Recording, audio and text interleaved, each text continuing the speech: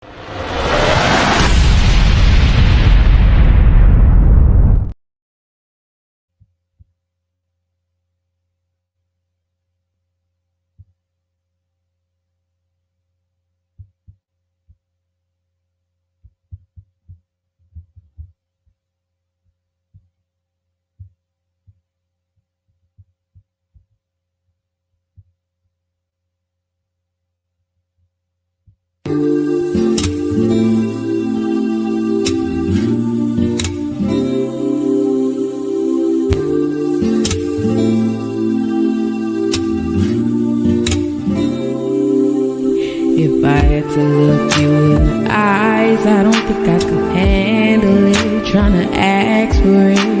It's not about me or my pride. I'm just tryna abandon it.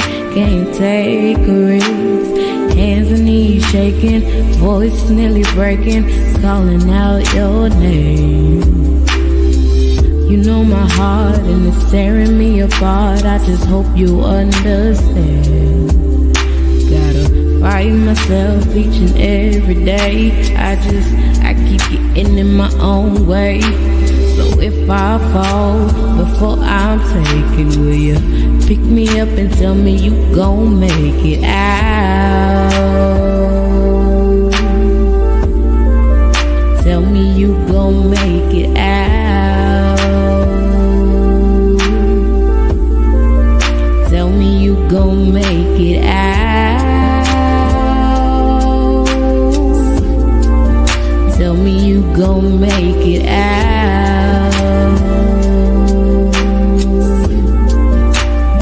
You gon' make it out. Father, can you please forgive me? I ain't been my best. Father, please forgive me. Abba, can you heal my spirit? I'm in need of help. I know that I can handle this, been hurting you, yet still I'm blessed. Time for strength. I'm done looking back, that's my old ways. I'll be moving on like a drag race. Take my hand, show me where the pathway. Fight myself each and every day. I keep getting in my own way. So if I fall before I'm taken, will you pick me up and tell me you gon' make it out? Tell me you gon' make it out. Tell me you gon' make it out. Tell me you gon' make it out.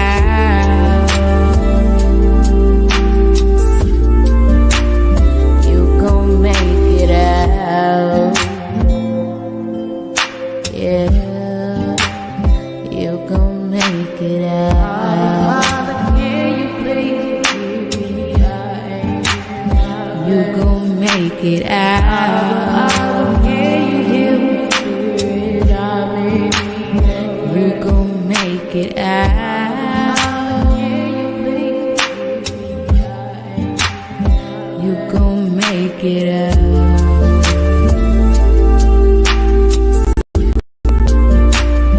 You gon' make it out.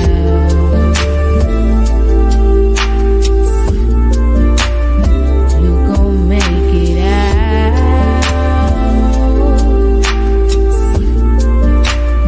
You gon' make it out. You gon' make it out.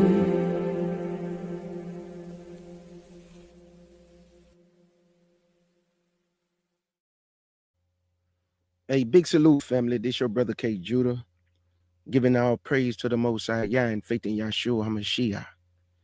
To the Israelite family worldwide, I say peace and blessings. Big salute to the CUC family, the FOPE family, and the ADUIC family, and all my brothers and sisters in the chat.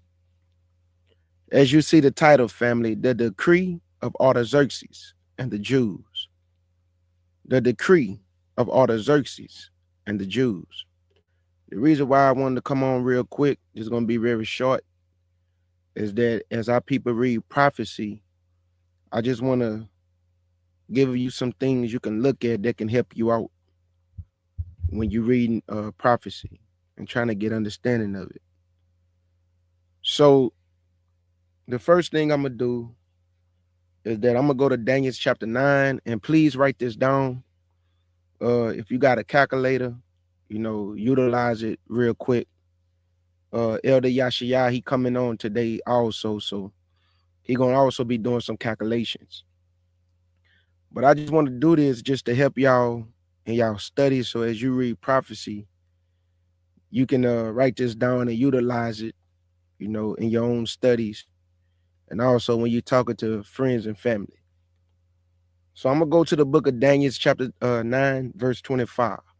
That's where I'm gonna start this off at. And I already got my big old calculator, my window ready to go, so we can do these calculations. I'm gonna go to Daniel chapter 9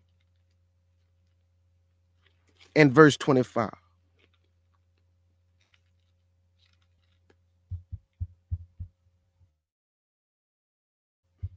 Daniel chapter 9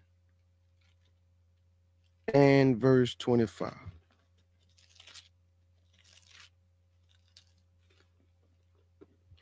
Daniel chapter 9 and verse 25.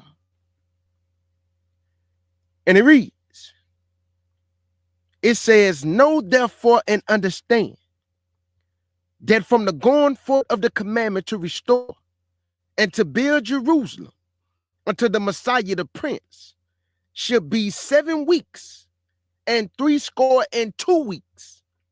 The street should be built again, and the wall, even in troublous times. So I'm gonna open up my window, and we're gonna do this calculation real quick. And we're gonna be going back and forth, back and forth. So the first thing we understand is that he just said, let me get my calculation. Let me know if y'all can see this calculator. Can y'all see this? Let me see if y'all can give me a 1. If y'all can see this for me. Can y'all give me a 1 if you can see this calculator?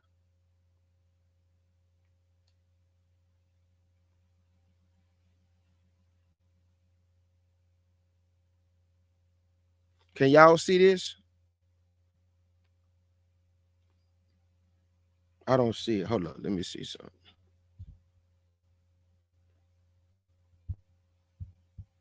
Hold on. Let me make it big. Hold up. I need the entire screen. Entire screen. There we go. Okay. Can y'all see this calculator now? Can y'all see this big old calculator, family? Can y'all give me a 1?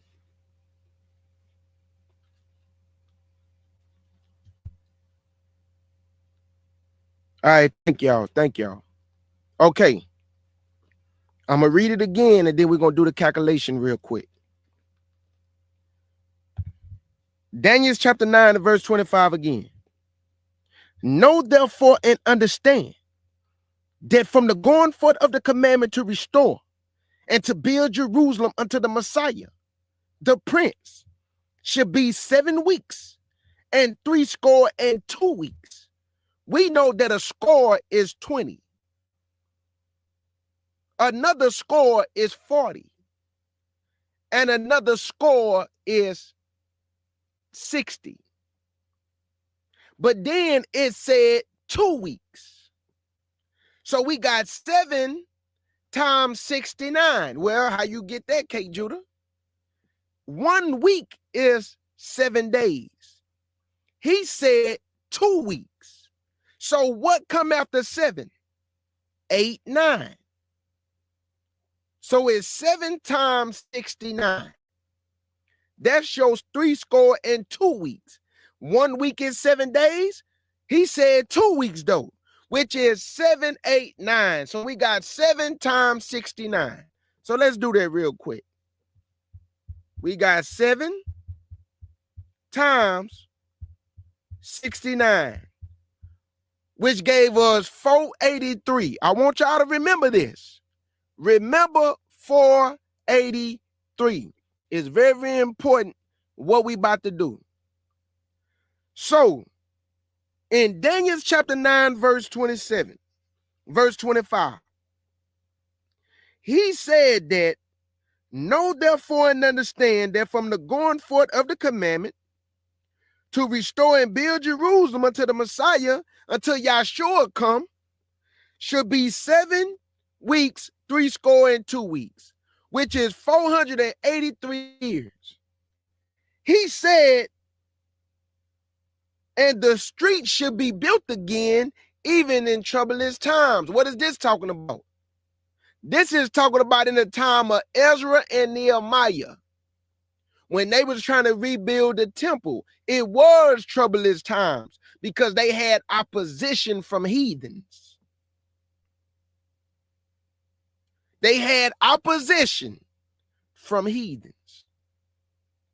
So they was building in troublous times. In the time of Nehemiah, they had a weapon in one hand and they was building with the other hand. That's troublous times. So far we got 483, right? Now let's go to the book of Ezra. Remember this 483. Remember this 483. It's finna be very important what the Bible about to do. Let me get out of here because we're going to come back because I got to read some history also.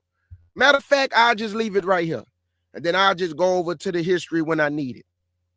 So let's go to Ezra chapter 7 now. Because now we're about to read about this king named Artaxerxes. He did something. He did something. And we need to find out what it was. Ezra chapter 7. And I'm going to pick it up at verse 1. I'll tell y'all when I'm going to skip down. The book of Ezra, chapter 7, and verse 1.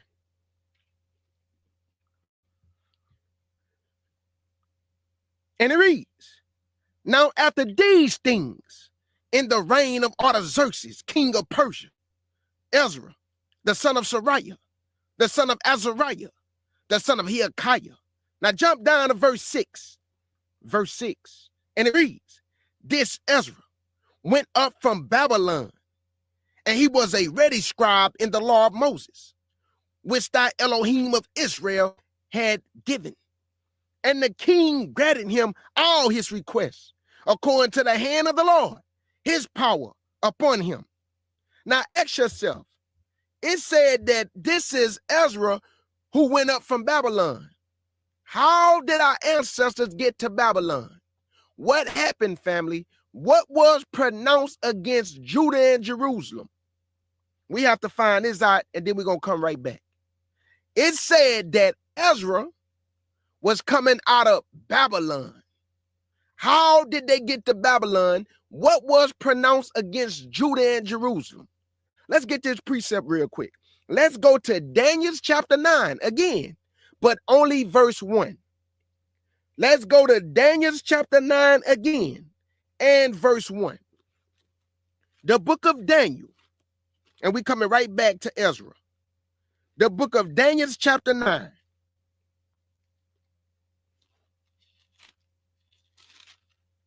And verse 1. And we're going to go verse 1 and 2. Daniel chapter 9 and verse 1 and 2. And it reads, in the first year of Darius, the son of Ahasuerus, of the seed of the Medes, which was made king over the realm of the Chaldeans, in the first year of his reign, I, Daniel, understood by books the number of the years whereof the word of our Elohim came to Jeremiah the prophet, that he will accomplish 70 years in the desolation of Jerusalem. Oh, I got it. Ezra was coming up out of Babylon because this the same time that we read about in 2 Chronicles, chapter 36. When Babylon came up against the last 3 kings of the southern kingdom, which was Jehoiachin, Zedekiah, and Jehoiakim.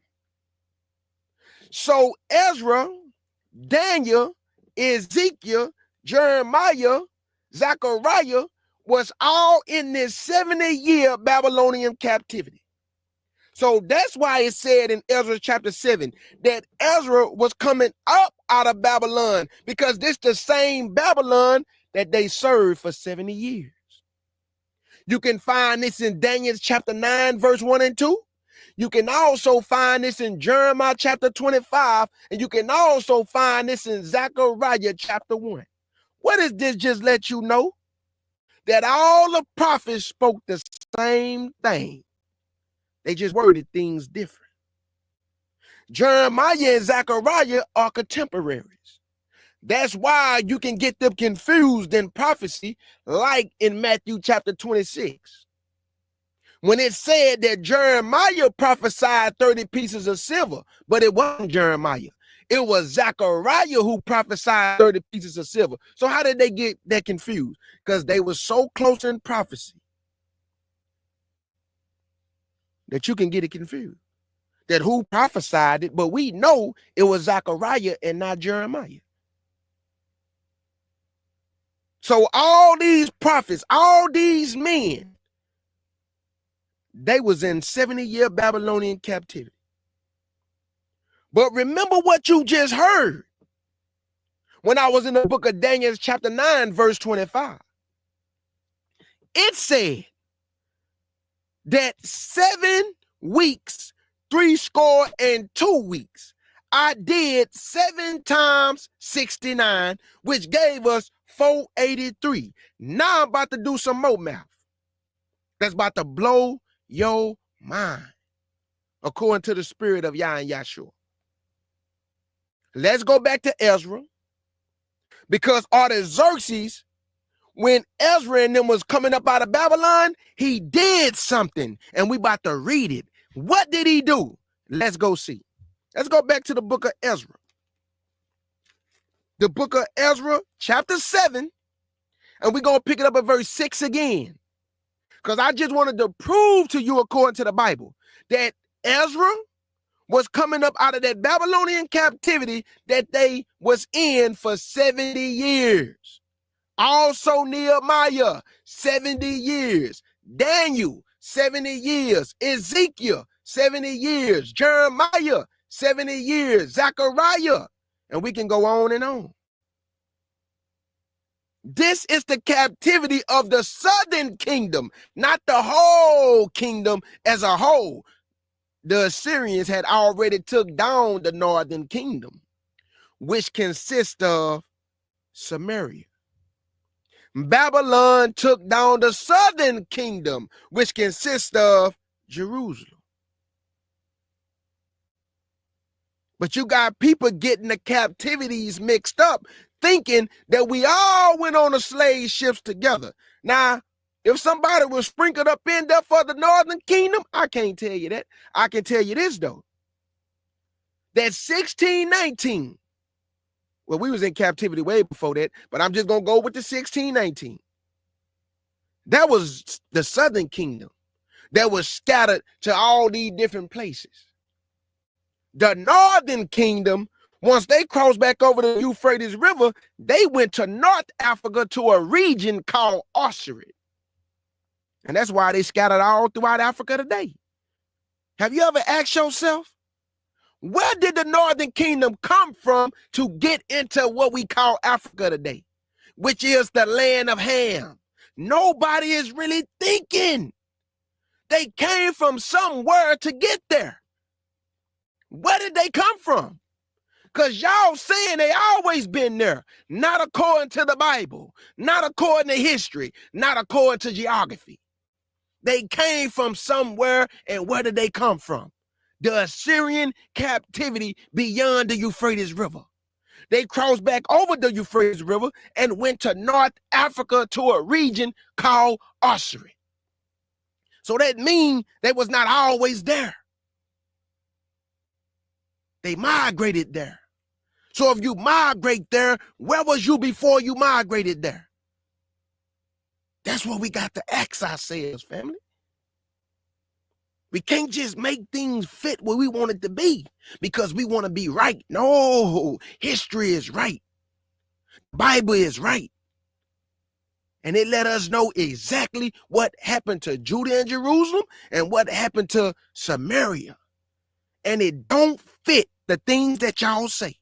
That we always been in Africa. We wasn't always in Ham's land.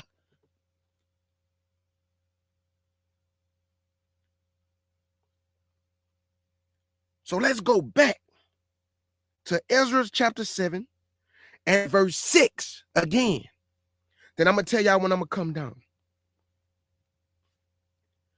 Ezra chapter 7 and verse 6. And it reads, this Ezra went up from Babylon, because we just proved it, right?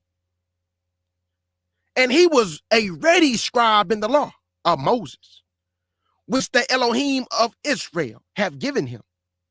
And the king granted him all his requests, according to the hand of our Elohim, his power upon him. Here you go, family. He did something in the 7th year of his reign. Let's see what it is. Jump down to verse 8, then I'm going to read the history, and then we're going to do some more calculations with this calculator right here. Verse 8.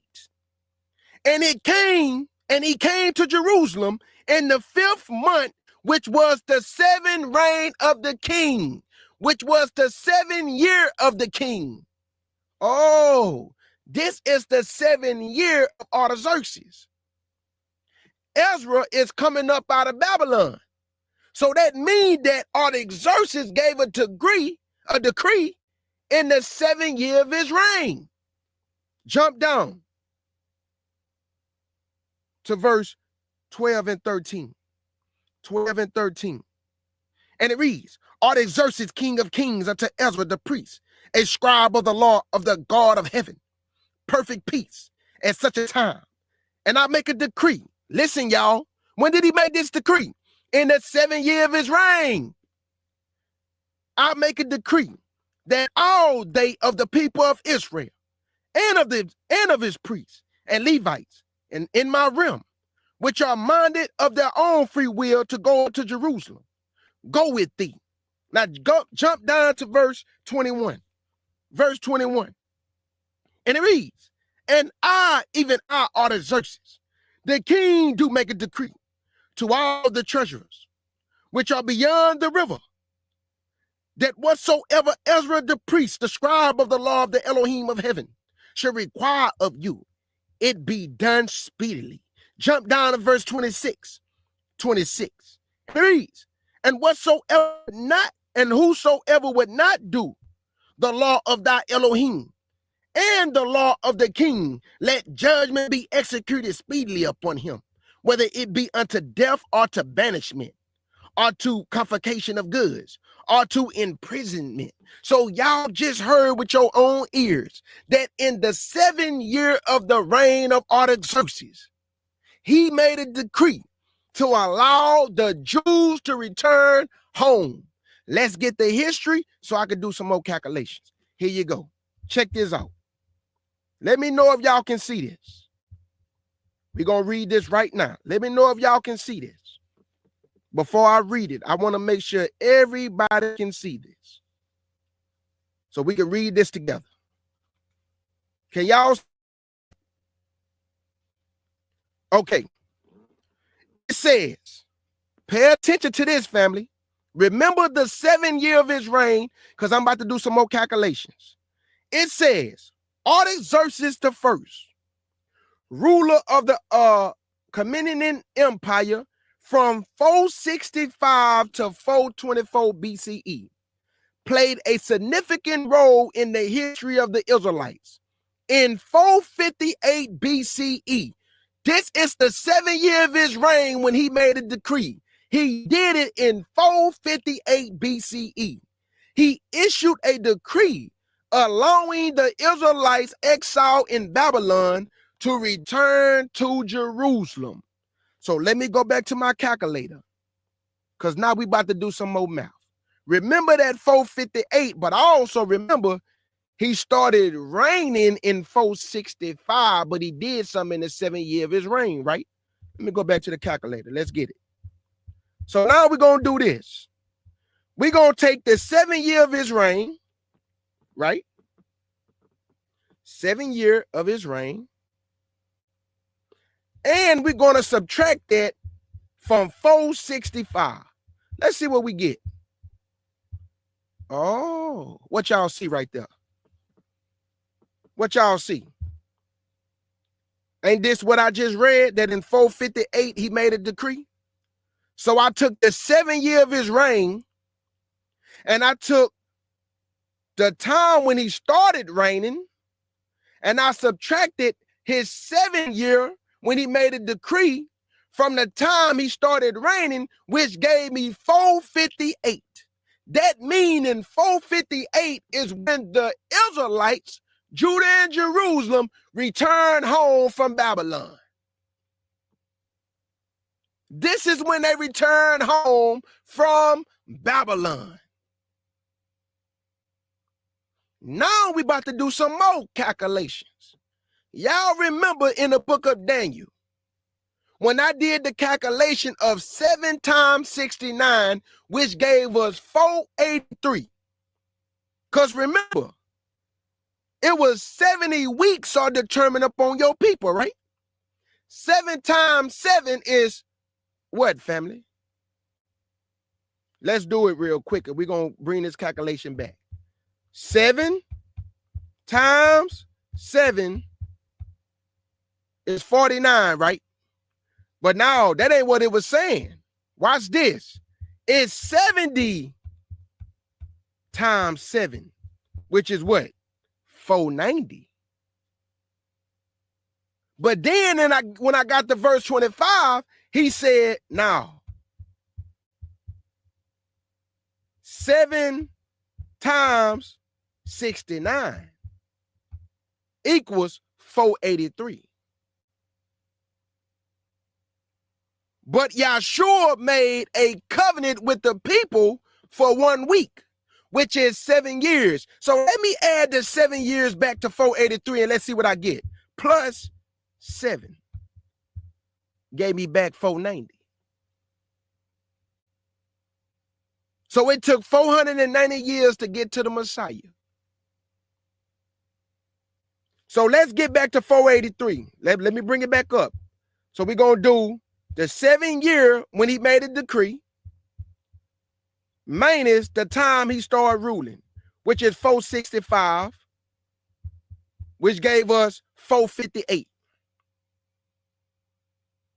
Now I'm going to take the 458 right here. Okay, we got 458 minus the 483. Let's see what I get. 25 AD is when the Messiah was baptized. Write this down, family. 25 AD is when Yeshua was baptized. I'm about to show you right now so it can make sense to you. Write this down. So let's do it one more time for the people that just coming in. I went to the book of Daniel, chapter 9.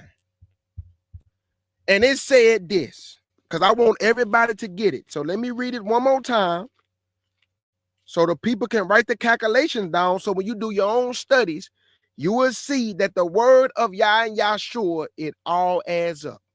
No private interpretation, not putting a spin on it, not telling you what I think, not telling you what's on my mind. I'm giving you what the book say, not what K. Judah say. Let's go back to Daniel one more time, because we got people just coming in. So we can write this calculation down again.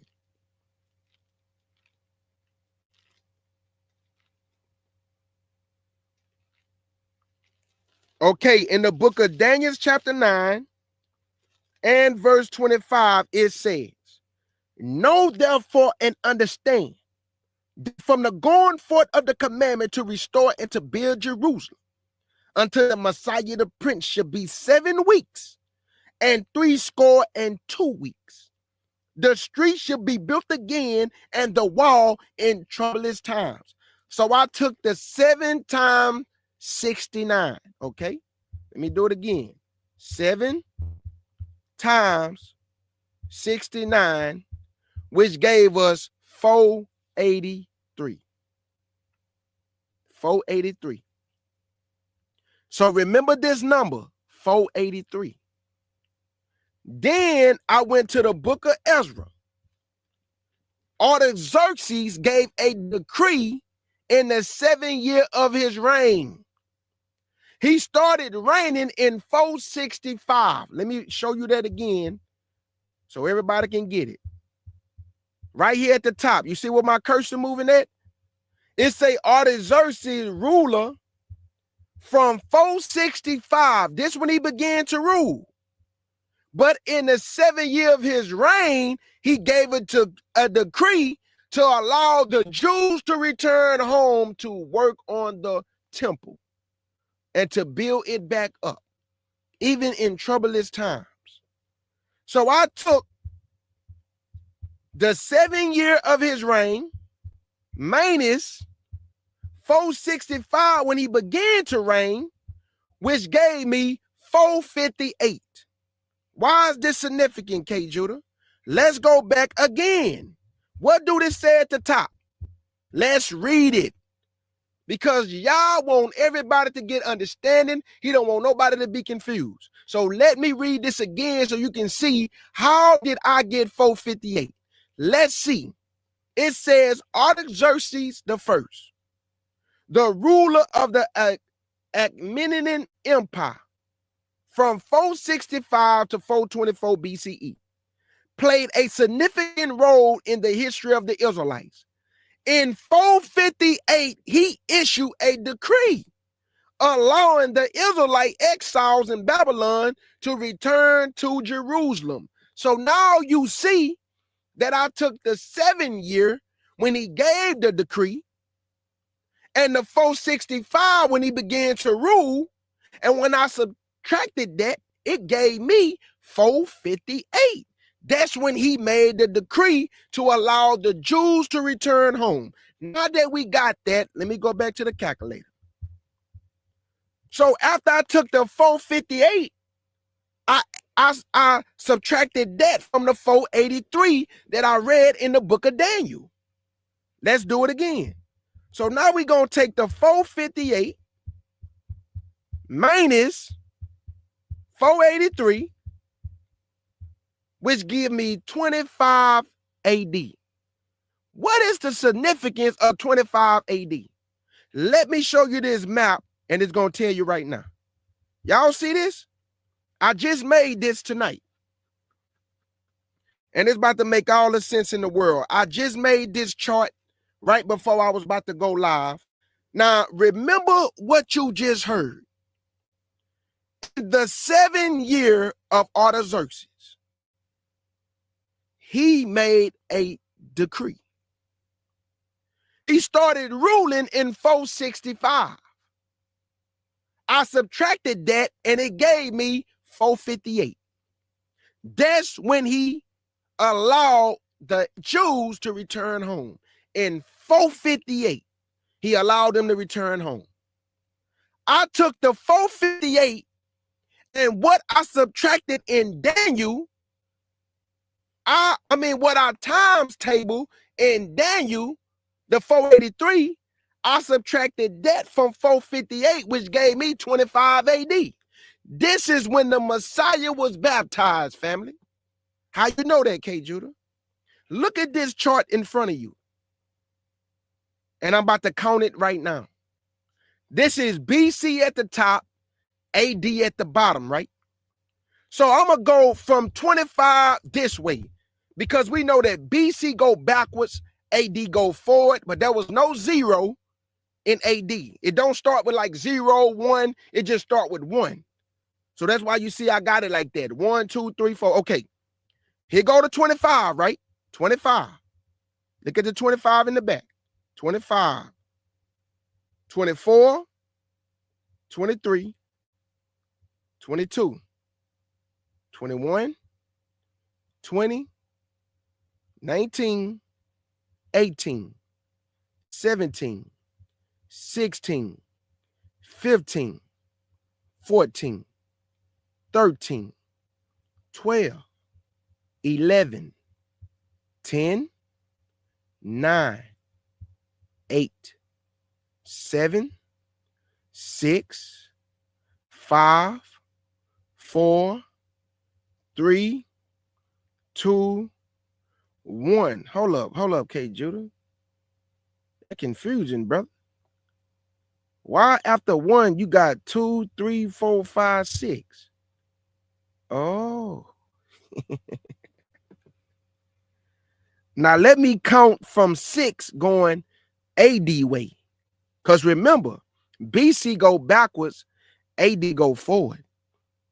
Now I'm about to prove to you that not only was Yeshua born in 6 BC and Herod died in 4 BC, remember I told you that he was baptized in 25 AD, right? Watch this. I'm going to count the numbers And then I'm going to do what I just did again, but I'm going to just count it first to see if I get 30. Watch this. I'm going to start from 6. 1, 2, 3, 4, 5, 6, 7, 8, 9, 10, 11, 12, 13, 14, 15, 16, 17, 18, 19, 20, 21, 22, 23, 24, 25, 26, 27, 28, 29, 30. When I got to 25 AD, it counted 30. Christ was 30 years old when he was baptized, right?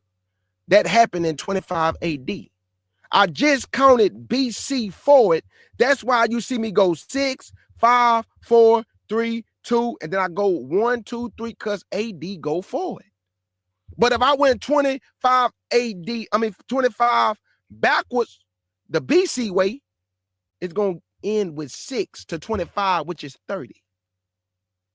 If I do the AD way, 1, 2, 3, 4, 5, 6, 7, 8, 9, 10, 11, 12, 13, 14, 15, 16, 17, 18, 19, 20, 21, 22, 23, 24, 25, 26, 27, 28, 29, 30. So 25 and the number 30 is 25 AD when he was baptized, family. This is book. That's why I got 6 in front and 25 in the back. And AD 1 to 30 is 25 AD. That's why I did the math and took the 483 from the book of Daniel and the 458 when he gave the decree and allowed them to go back home. It was 25 AD. This is when your Messiah was baptized. Because remember, he couldn't start his ministry until he was 30. Because he's a high priest like the priest. The priest did not come into the ministry until they was what? 30. And David did not start ruling until he was what? 30. Because your Messiah is both king and priest. Knowledge.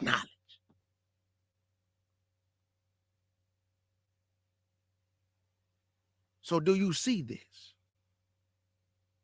So let's go prove that our king, our beloved Messiah, was baptized at the age of 30, and you can do your own study on this. It's 25 AD. Let's go back to the calculator. It's telling you right here, 25. There you go. 25, family. This is book. At the age of 30 in 25 AD, because AD go forward, your king, your Messiah was baptized in 25 AD at the age of 30. Let's go to Matthew chapter 2.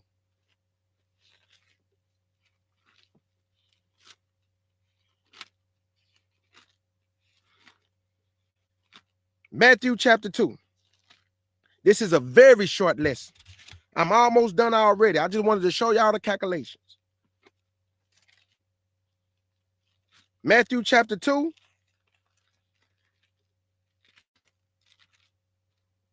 And verse 1 through 6. Now, what I'm about to show you now is that before I show you that he was baptized at 30, let me show you that Yeshua was born in 6 BC and Herod died in 4 BC. Because remember, he killed all the babies from 2 years old and under around the same time he was looking for the child.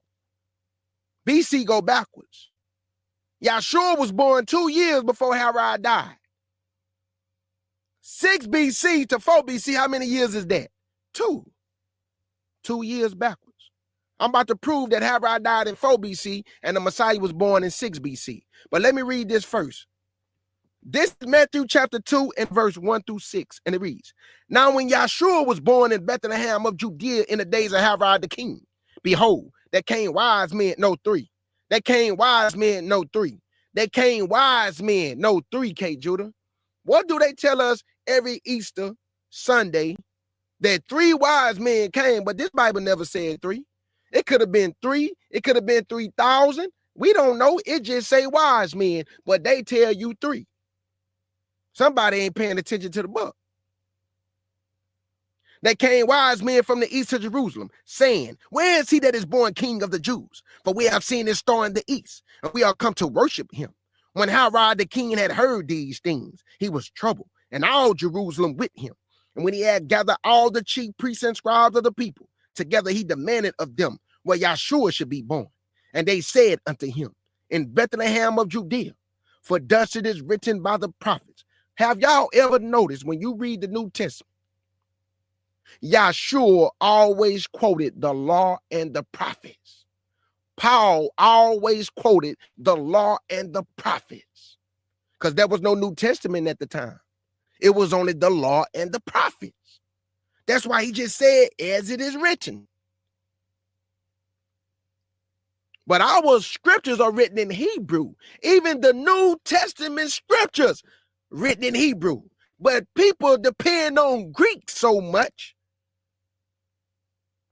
How you going to depend on a man's tongue that is not your tongue and the interpretation of he give you? Why you think God put in the Bible, don't add or take away from my word? That means he knew that they would be trying to do something. You got to read your word in your tongue.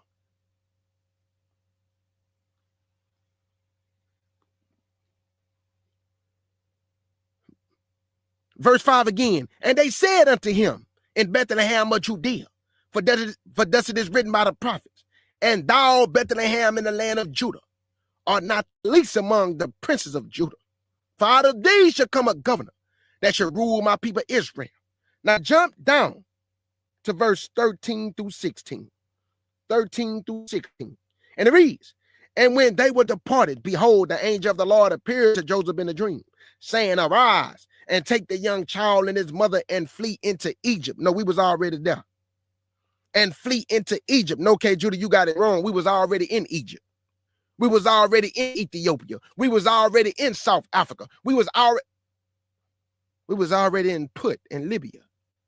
Did the Bible just say he fled into Egypt? So that means that if they fled into Egypt, that is not your land. That is the land of Ham that you fled into, his inheritance. To do what?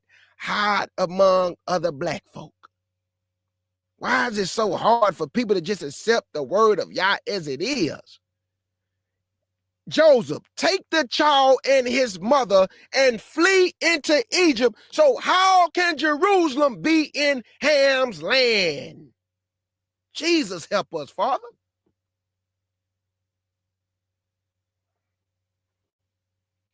Whew, jeez. Verse 13 again, man. When they were departed, behold, the angel of the Lord appeared to Joseph in a dream, saying, arise and take the young child and his mother and flee into Egypt. And be thou there until I bring word, for Herod will seek the young child to destroy him. And when he arose, he took the young child and his mother by night and departed into Egypt, and was there until the death of Herod, that it might be fulfilled which is spoken of the Lord by the prophets, saying, out of Egypt have I called my son.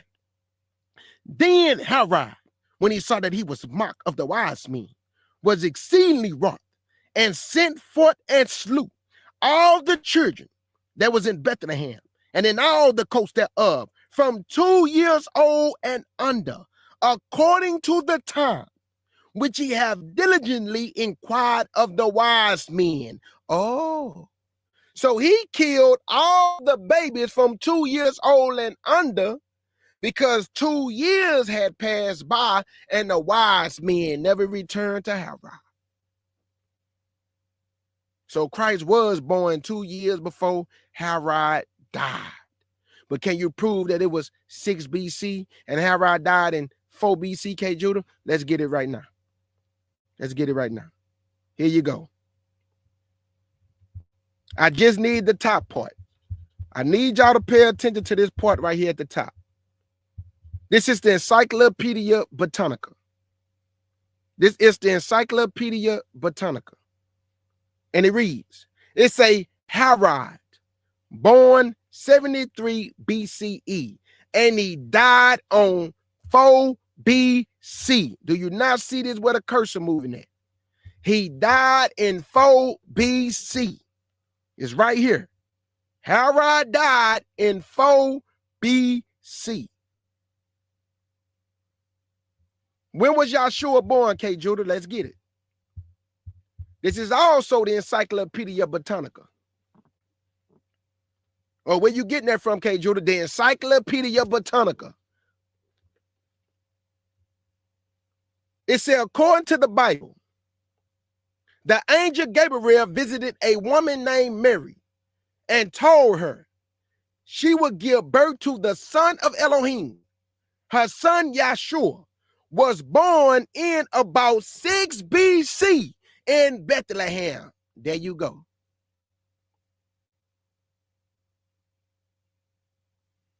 If Herod killed all the babies from 2 years old and under, and BC time went backwards, and 2 years from the time Herod died, what is that, family?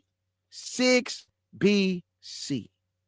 If he died in 4 BC, that means Yeshua had to be born 2 years before he died, which is from 6, 5, 4. 2 years. 2 years.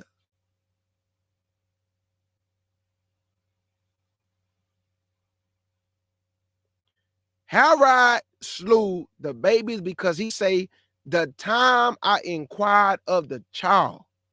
That means 2 years passed by. And Herod was mad, boy. And he killed all the babies from that time.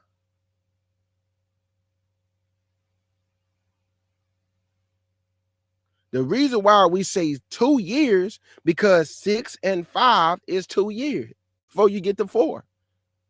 6, 5, 4, that's 2 years. Herod died in 4 BC. After he slew all them babies, he died. The Lord killed him. So now that y'all got that Herod died in 4, Yeshua was born in 6, he killed all the babies from 2 years old and under. So that means 2 years went by, which would make Yeshua 2 years old at the time he was searching for the child. So while y'all got Yeshua in a manger, the baby is walking around at 2 years old. Y'all got to get the facts right in the church. Yes, when they first got to him, he was in a manger. He was, an infant baby. But 2 years went by from that time. The child was 2 years old. So now that we didn't prove that, and we didn't did the mathematical equation showing you that in 25 AD, at the age of 30, he was baptized. Let's go to the scriptures in the book of Luke, chapter 3. And y'all do your own, math on this, and please write this down and go back and you do the math. And go get the history on Artaxerxes the first, and you're going to see the same thing that I just calculated. 458, he let him go back. 465, he began to rule. 7 years of his reign, he gave a decree. You put the mathematical together, or you subtract these things together, and you're going to get the same answers. This is why you got to study the book. You have to study. Let's go to Luke chapter 3. And I'm almost done. I only got I only got like 3 more scriptures after this, and we out of here. This is Luke chapter 3 and verse 21 to 23. Let's see what they told Yeshua, because I'm about to do some more calculations, and it's going to make all the sense in the world. Luke chapter 3. Yeshua had to wait to the age of 30 because he's a priest. And David also started to rule when he was 30 because Yeshua is a king. Did y'all not know that all these kings and prophets and priests are playing the position of Yeshua?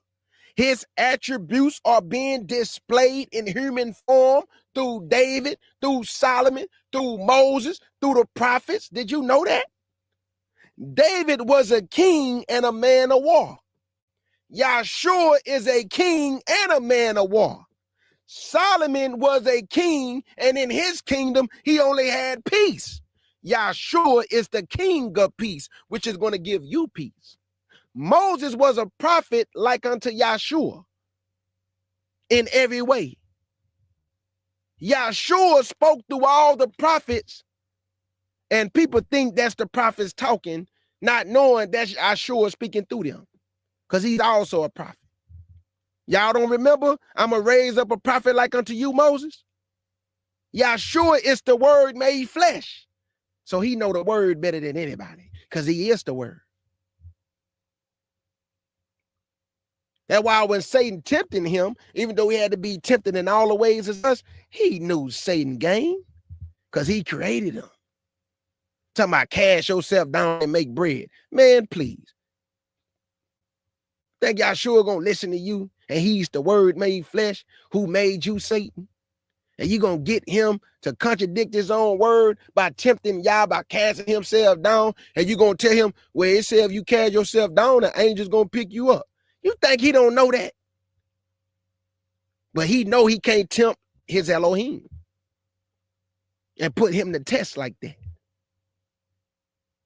See, it's a difference from head knowledge and getting a spiritual. Let me say that again. It's a difference from having head knowledge and spiritual understanding. I want the spiritual. Let's get out of here. Let's go to the book of Luke. Book of Luke. Chapter 3. And 21 to 23. Luke. Chapter 3. And verse 21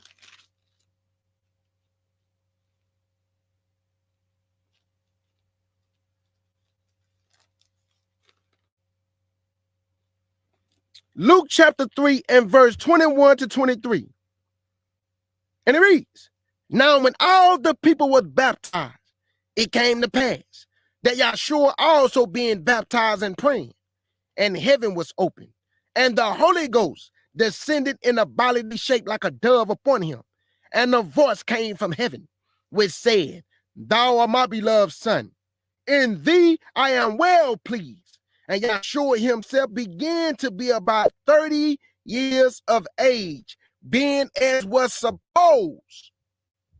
So, okay, Judah, can you prove that he had to wait to the age of 30? Let's get it. Let's go to Numbers chapter 4. And I got 3 more scriptures after this. Numbers chapter 4 and verse 1 through 3. Numbers chapter 4 and verse 1 through 3. The book of Numbers chapter 4 and verse 1 through 3. Let's see if he had to wait till he was 30. Let's see. This is Numbers chapter 4 and verse 1 through 3.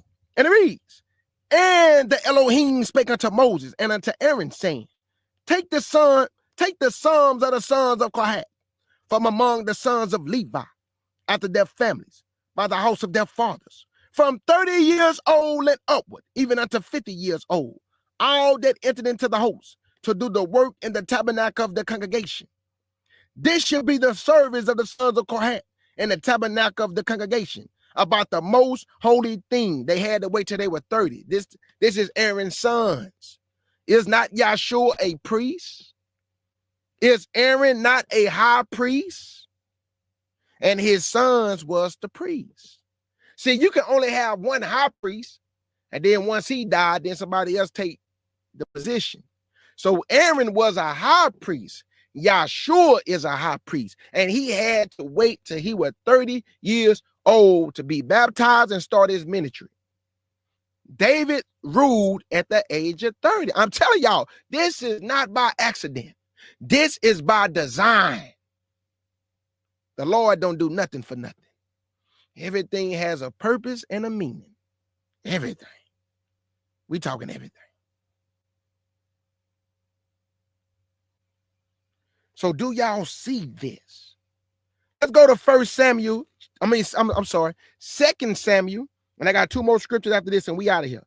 2 Samuel chapter 5 and verse 1 through 4. Because now I got to show you that David did not rule until the age of 30 years old. This is by design, family, because Yeshua attributes are being displayed in kings and in prophets, in judges. Yeshua is a judge, but he gave us judges to judge the people. Why y'all think the Lord set up judges, rulers? Why, family? So everything can be established out of the mouth of 1, 2, and 3. So the things that are too hard for the people, they bring to Yah. So everything can be established out of the mouth of more witnesses. He's the ultimate judge. So he allowed us to judge each other in righteousness. But then if we did not have the answer, we bring it to him and then he make the judgment. So everything can be established with more witnesses and not one. No man should be condemned out of the mouth of one witness. It's always out of the mouth of 2 or 3. Just like the word has to be established out of the mouth of 2 or 3 witnesses. That's how we get understanding. That's how we shut down gainsaying. That's how the word is established. Knowledge. Let's go to 2 Samuel chapter 5 and verse 1 through 4. 2 Samuel chapter 5, and let's see when David started to rule. Let's see if it's 30 years old. This is 2 Samuel chapter 5 and verse 1 through 4. And it reads, Then came all the tribes of Israel to David unto Hebron, and spake, saying, Behold, we are thy bones and thy flesh. Also in time past, when Saul was king over us, thou was he that leadest out and broughtest in Israel. And the Elohim said to thee, Thou shalt feed my people Israel, and thou shalt be captain over Israel. So all the elders of Israel came to the king to Hebron. Where is Hebron? Is not Hebron in the territory of the southern kingdom of Judah and Jerusalem, and Bethlehem and Arad and all that, close by Beersheba and Edom? Yes, it is. Yes, it is. Verse 4, David was 30 years old when he began to reign. I can close the book. Why did David have to wait till he was 30? Because David is playing the position of Yeshua, which is king on earth and man of war. See, everybody think Yeshua is just a king of peace. That is one of the attributes. He's also a man of war. That's why in Revelation 19, that's not a king of peace. That's a king that's coming to make war, who's also a king of peace. Don't get it twisted. Don't get it twisted. Please don't. That's why we got so many people talking about God is only love. Boy, God will bust your head to the white meat. But he's a merciful and long-suffering Elohim, him and his son. But don't ever get it twisted, thinking that you can continue to sin, continue to spread foolishness on the earth, and think that he just love you. He don't love you always. You know how I know that? Because at one time he say, I hated Israel. I abhorred them, and they abhorred me. They forsook me, so I forsook them. But the difference between him and us, his love don't fail us, but don't think you can do what you want to do with him.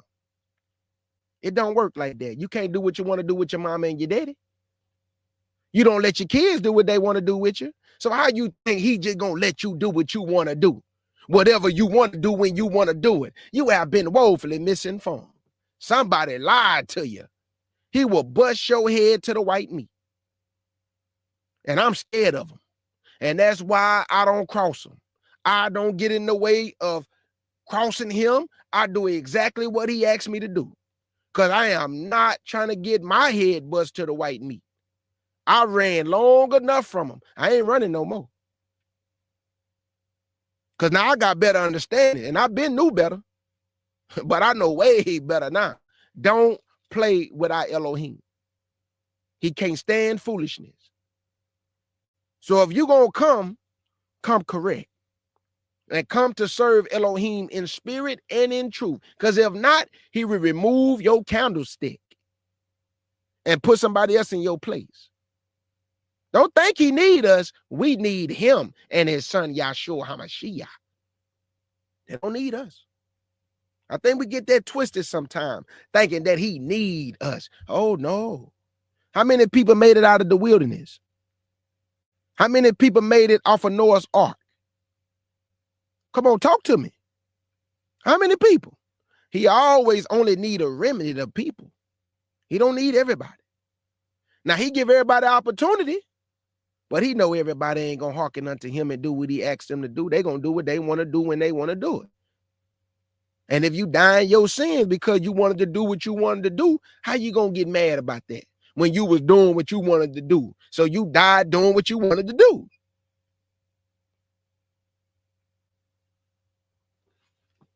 So we just proved that, right? Let's go back to Daniel chapter 9 because I got to do some more calculations. And then we got one more scripture after this and we out of here. Let's go to Daniel chapter 9 again. Now, I want to show y'all how I was playing with these numbers, okay? Because something happened. Thank you, Father, for understanding, man. I'm serious. Just thank you for the spirit. Thank you for the spirit. Because, man, that's something that only a person can obtain by his mind being right. And his hands being clean, and his heart being right, and not having evil thoughts towards brothers and sisters. You got people in Israel right now who know their nationality. They know they Israel. They know the commandments. They know to keep the Sabbath, but their heart, meaning their mind, is filthy. I'm talking about they was deaf on people. They hate people. Their heart is just seared with a hot iron. I can see it, family. I can read people real good. A person's eyes and they tell you everything. I'm telling you, the eyes is a window to the soul. When y'all be hearing people say, oh, hallelujah, God, so awesome. You look at their eyes, you be like, man, this person is a phony, bro. They just here for the money. They just here for the money. So it's easy to say, oh, God is so good and he's so awesome. All you got to do is look at the window of their soul. It'll tell you everything you need to know. Everybody did not come into this truth because they love Yahweh. They love Yeshua. Some people came into the truth to get what they can get out of you, rob you blind, strip you naked, and they go on to the next. Be cautious, be careful. Try the spirit, test the spirit to see whether they be of Yah. Because everybody not. Everybody not. Let's go to Daniel chapter 9, verse 26 and 27. And one more scripture after this, and we out of here. Okay, let me do some more calculations. Okay, so now in verse 26, I want y'all to see this for your own eyes. Let me show y'all when the Messiah was cut off.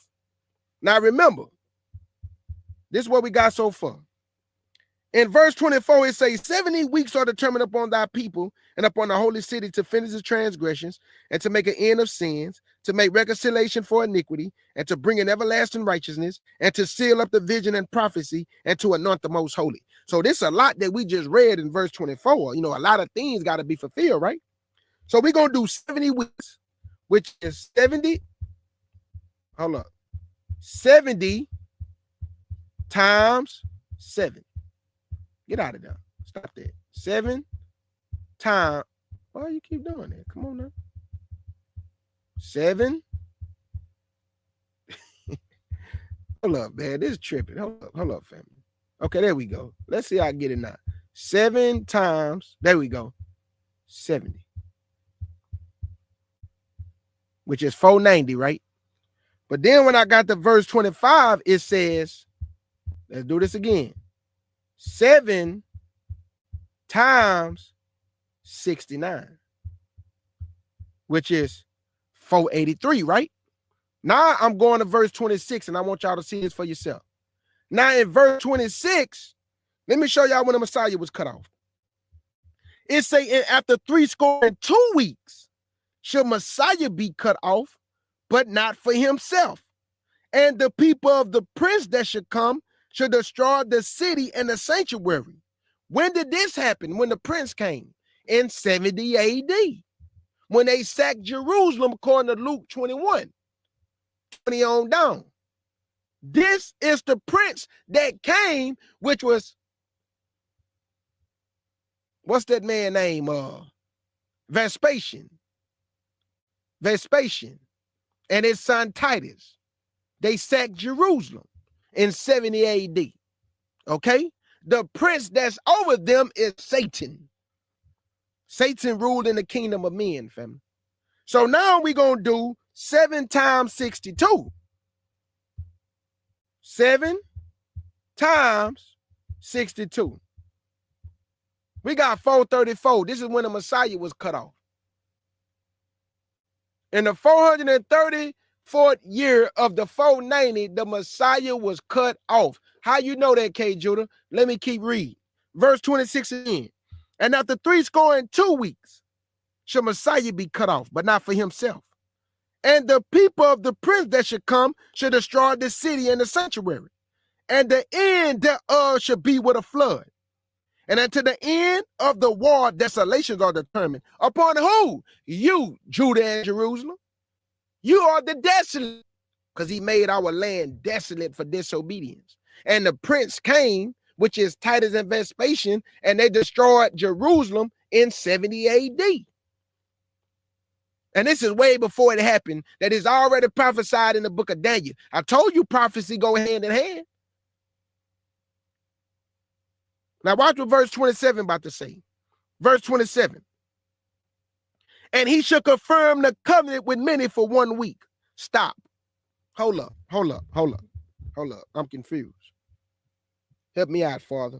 Help me out. Okay, I got 434 on the screen. I got to do some mathematical calculations. I'm trying to get understanding. Okay, we started out with 490. And then 7 times 69, which gave us 483. And then we did 7 times 62, which gave us 434. At the time, the Messiah was cut off. How do I get back to that 490? So we can get that full number again. So let me see. Something happened in verse 25. That the temple was being built in troublous times, right? So the disciples said something to the Messiah to the fact that, man, it took 46 years, this thing was in building. But I think something is missing. Something not right. We got to figure out what it is. Let's go to John. This is the last scripture that we'll do the calculations. John chapter 2, verse 18 to 21. We got to get back to that 490. And I got to see how we going to do it, family. How we going to get back to that 490. I'm a little confused with all these numbers and all this going through my head. So let's see. All right, this is John chapter 2. And we're going to pick it up at verse 18 to 21. Let's see what they told the Messiah. Because something happened in the time of Ezra and Nehemiah that the disciples is not factoring in. But we're going to factor it in. And I'm going to leave it up to you to help me out and tell me what you see so you can give me understanding. So we can help each other out that way. Because I don't want to say this is the correct answer. I'd rather for us iron sharpen iron. Okay. Verse 18 in John chapter 2, verse 18. Then answered the Jews and said unto him, what sign showest thou unto us, seeing that thou doest these things? Yeshua answered and said unto them, destroy this temple, and in 3 days I will raise it up. Then said the Jews, 46 years was this temple in building, and wilt thou rear it up in 3 days? But he spake of the temple of his body. Oh, I got it. I got it. Here you go, family. Listen. It took 46 years within that 490, okay, for that temple to be built. But we have to factor in that in the time of Ezra and Nehemiah, when they was trying to build it, they also had some opposition to them, meaning that the heathens was trying to stop the work. So we have to factor in that there was also a pause, a stop of the building because a decree went forth and they put a pause on everything. But then in the year of Artaxerxes, 7th year of his reign, he gave another decree and he allowed them to go back home and work on the house and the temple and stuff. But in the time of Nehemiah, they was working with one sword in their hand and they was building with the other hand. Let me tell you, listen what I just said again. Artaxerxes gave the decree, right? So in the time of Ezra, they had opposition. In the time of Nehemiah, they had opposition until they actually finished the work. They put a pause on the work, but then they allowed them to finish the work. So they said 46 years, but they have to factor in that there was a pause on the work. So look at what I'm about to do. They said 46 years, and I want y'all to help me out with this. Help me out. 46 years, right? But I'm going to do 49 because there was a little pause, some opposition happened. So we're going to do minus, look, 434 minus 49.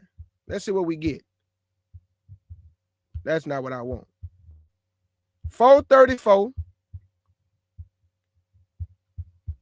I did it right here. Hold up, y'all. Okay, here you go. I see it. Okay. Here we go right here.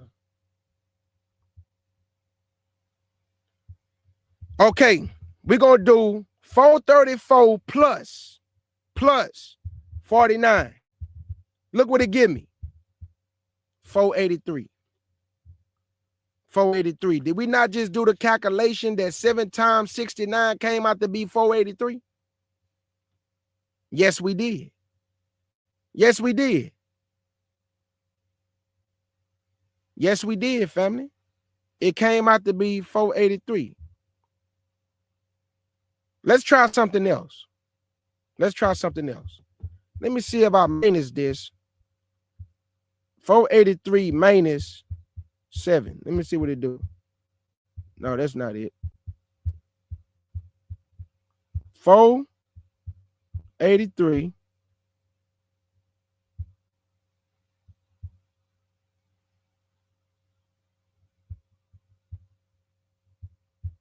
plus 7. It gave me back 490. Y'all see this? It gave me back 490, family. This that week. That's why I said plus 7. You remember in verse 27, Christ made a covenant with many for 1 week. Let's do that one more time. We got 434. This is when the Messiah was cut off. Plus 49. They said that the temple was being built. It took 46 years. But I added 49 because they had a pause on everything. It came out to 483. And then I put plus the 7 years that he was supposed to teach, which gave me 490, family. That's Daniel's chapter 9 and verse 24 when it says 70 weeks are determined upon your people. And we did 70 times 7. And let me show you that again. 70 times 7 is 490. Okay? 70 times 7 is 490. And then if you even want to do this, the 483 from verse 25, 483 plus 7 is still going to give you what? 490. Okay? But then the Messiah was cut off in 434. Plus the 49, they said 46, but we got to factor in they had opposition from the time of Ezra to Nehemiah. So we're going to say 49, which gave us what? 483. You see? And then the 7 years he was supposed to teach, plus 7. 490. Y'all see that? So there you go, family. That's it. I pray somebody got some understanding. I was trying to do that other one though. Let me see. 483. Let me see something. Hold up. Minus 7. No, I don't think it's 7. Hold up. Nope, it's not 7. Hold on. What did I do last time? I did 483. Let me see. I did something. 483 minus. See? There it go. Yes, that's what I did. Did y'all just see what I did? Check this out again. Watch this. I'm going to do it one more time. Watch this, family. Watch this. First, I did 70 times 7, right? 490, right? If I take away 7, let me see if it do it. Minus 7 is 483. Y'all see that? I took away the week that Yeshua was supposed to teach, right? Yes, I did. I took away the week. And then I'm going to minus 49. And watch what it give me. 434. This when he was cut off. But now I'm going to add everything back. So I'm going to do 434 plus 49, which gave me 483 again, plus the week that he was supposed to teach, which gave me 490. There you go, family. There you go. So it took 490 years to get to the Messiah, and also he was cut off in the 62 week, which is 434 years of the 490. Remember, Yeshua was cut off in the midst of his teachings. That's why when you look at this, you see this?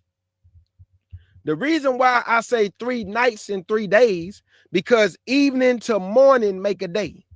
Not morning to evening. It's evening to morning. How we know that? When did they bury Yeshua? When did they get the body? It was in the evening when they got the body. Let's prove that. Let's prove that. So if the Bible say in the midst of the week, what is the midst of the week from 7 days? The middle of the week is what we call Wednesday. That's the middle. Wednesday. So they buried him on the Wednesday. But when a day changed, it's actually a new day. That's why you got 1 by Thursday, and Thursday morning is still what? 1. When evening change on Thursday is going into Friday, and Friday morning is still what? Friday, which is 2. And when it get dark on Friday, which is really going into Saturday, he was gone out the grave.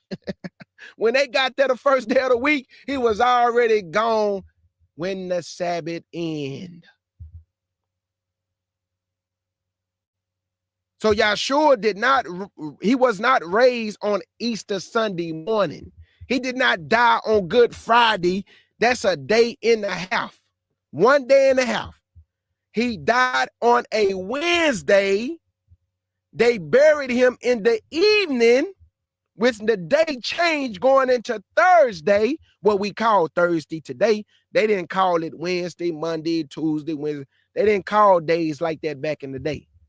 But the Most High started in us. So for us to get understanding of what we read, he allowed us to understand things by these days. Because we lost our culture, our heritage, and how we calculate certain things, and how we, understand the feast and all that, man.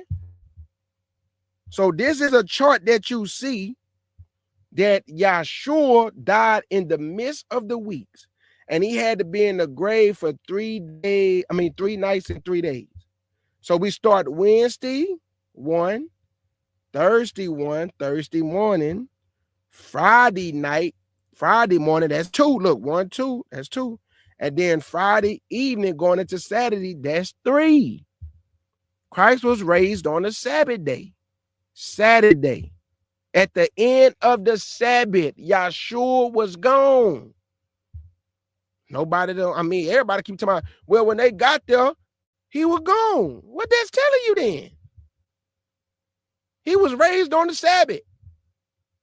When they're done towards the first day of the week, going into the first day of the week, he had to be out of that grave before the day break, or he is not the Messiah. Because the prophecy cannot be broken. He only had to be in the grave for the 3 nights and the 3 days. Some people say 3 days and 3 nights.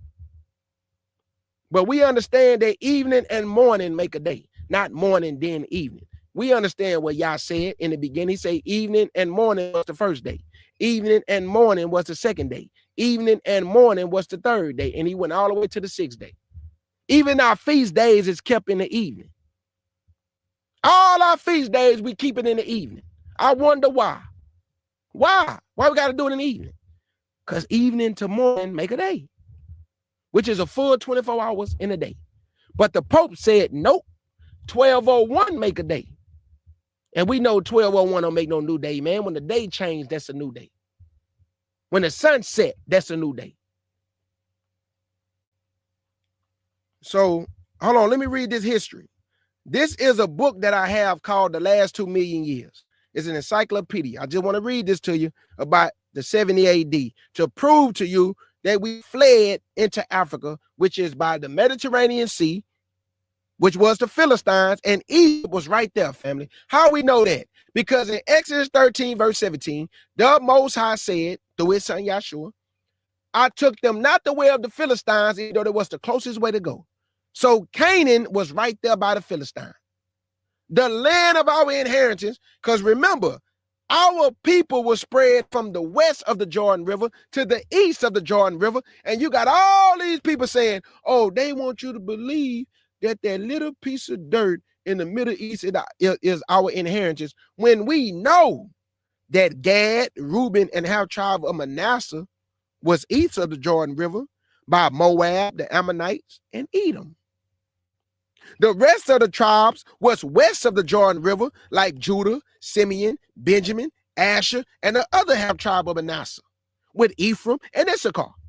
So if you look at the land that we got, it is a massive piece of land. But they want you to believe that little piece of dirt over there. No. Our land is way bigger than that. I believe that's part of our inheritance. I really do. But I believe that they carved it out to separate it from Africa. And I'm not talking about where Ham at. Everybody think when you say Africa, we talking about where Ham at all the time. No, Ham received his inheritance. You got to find out where's your inheritance. Because they want you to believe your inheritance is with another man's inheritance, which is Ham. That's what they really want you to believe, that your land is South Africa, Ethiopia. How can your land be in another man's land when you migrated to his land and you were slaves in his land and he sold you from his land? Think about that, man. Come on now. Here you go, family. It's a fate survived the dispersion. The crucifixion of Yeshua about AD 30 did not end Jewish resistance to the Romans' occupation. In 70, when the country was again in a state of revolt, Jerusalem, the holy city, became the core of the resistance to the Romans. Titus, the son of Emperor Vespasian, proceeded to lay siege to Jerusalem. The city fell, and the inhabitants were enslaved in their thousands, and dispersed throughout the Mediterranean world. Where's the Mediterranean world? By the Mediterranean Sea. Who did that belong to? The Philistines. You know, Gaza, Ashdod. It was the Philistines. They were sea people. Sea people. And then not the Bible say your coast should be to the utmost sea. What's the utmost sea? The Mediterranean Sea. That just comes in. So I wonder that to y'all. Let me just keep going. It's a continual insurrection and revolt against Rome rule led to the total destruction of Jerusalem in 135. The city was renamed Aelia Capitolina. So y'all see how they changed names? So the real Jerusalem was never called the land of Canaan. Let me get that out of the way right now. Jerusalem was never called the land of Canaan. It's called the land of promise. Even when you look at the word Jebus, Jebusite, that's Jerusalem. That's who David came from when he had a fight with them in the south, which is south of Jerusalem or south of the northern kingdom. Jebus is Jerusalem, just like Salem is also Jerusalem, which is peace. What is Yeshua? King of Salem, which is king of Jerusalem, king of peace. That's why the Bible says, pray for the peace of Jerusalem, because Jerusalem means peace. And all they that love her, peace be unto you. So Yeshua is king of Jerusalem, which is king of Salem.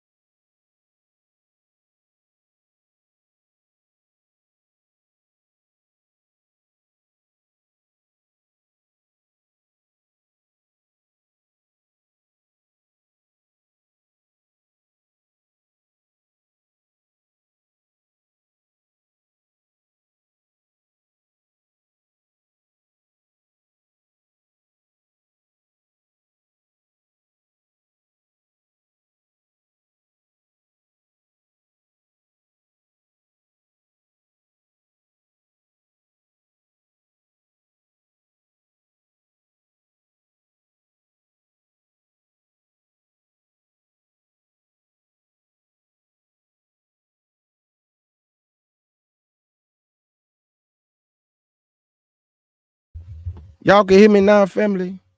Boy, I promise you, boy, when you be bringing that word out, man, boy, them demons get scared. Y'all know Satan, the prince of the air. Now my stuff is bulging. You kicked me out my own live. Like, y'all see this? They kicked me out of my own live. Come on now. Boy, Satan, boy, I rebuke you in the name of Yeshua HaMashiach, the king, the color of Wesley Snipes. I rebuke you, Hashatan. But I pray, family, that y'all got some understanding of that. I apologize for that. Y'all know we can't control when they start jiggling wires. We in here having a good time, and then they just kicked me out of my own live. Come on now. But I just want to say this to the people that was listening. I mean, look, man. I am here to help Israel. I pray y'all wrote this down. Go back and do the calculations. Go back and do the calculations, please, man. And let me say this. I got to show y'all this one more time before we get out of here, because they were playing with the wires. I want to show y'all this, man. This right here. Use this. This is your best friend. Get you a calculator. Use this, family. This is your best friend right here. Use this. Use this calculator. Use this calculator, family. Y'all think this something, this calculation. I got a calculation for a lesson in the Bible called 2,300 days. If you see that calculation through the spirit of the Most High and Yeshua, the Most High is awesome, man, and Yeshua, giving us this understanding. So I just wanted to show y'all that Artaxerxes in the 7th year of his reign, he allowed us to go home in 458. And then from there, I subtracted the time that he allowed us to go home from what I read in the book of Daniel, which gave me 25 AD when the Messiah was baptized at the age of 30 years old. And then we proved that Yeshua in the 434th year of the 490 in the book of Daniel, he was crucified. And he was supposed to teach for 7 years, and he was cut off in the midst of his teachings. So what are he going to do with the other 3.5 years that he didn't get to complete? Can anybody tell me before I go? What is Yeshua going to do with the other 3.5 years that he did not get to complete? And then I'm out of here. I just need somebody to tell me. If anybody can tell me that y'all brother gone, what is he going to do with the other 3? Because y'all remember, he made a covenant with many for 1 week. And we know week turned into years. So 7 years he was supposed to teach, but he was cut off in the midst of his teachings. So he only taught for 3.5 years. What are you going to do with the other 3.5 before I go? What is Yeshua going to do with the other 3.5 before I go? If anybody can tell me, help me out, please. He going to do something, family.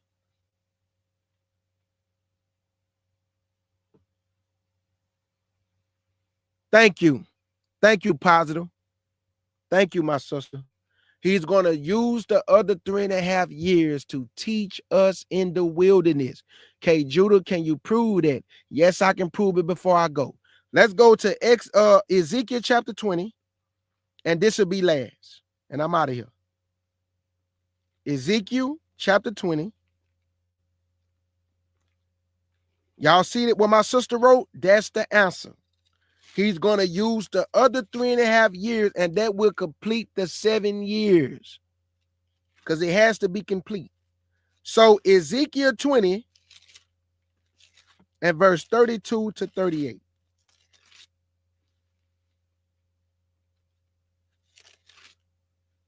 And it reads, Ezekiel 20, 32 to 38. And it reads, and that which come into your mind should not be at all, that ye say, we will be as the heathens, and as the families of the country to serve wood and stone.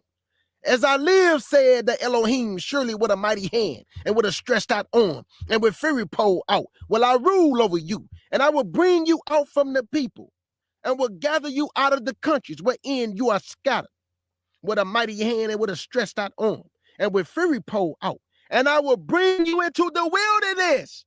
Thank you, Positive. What is he bringing you to the wilderness for?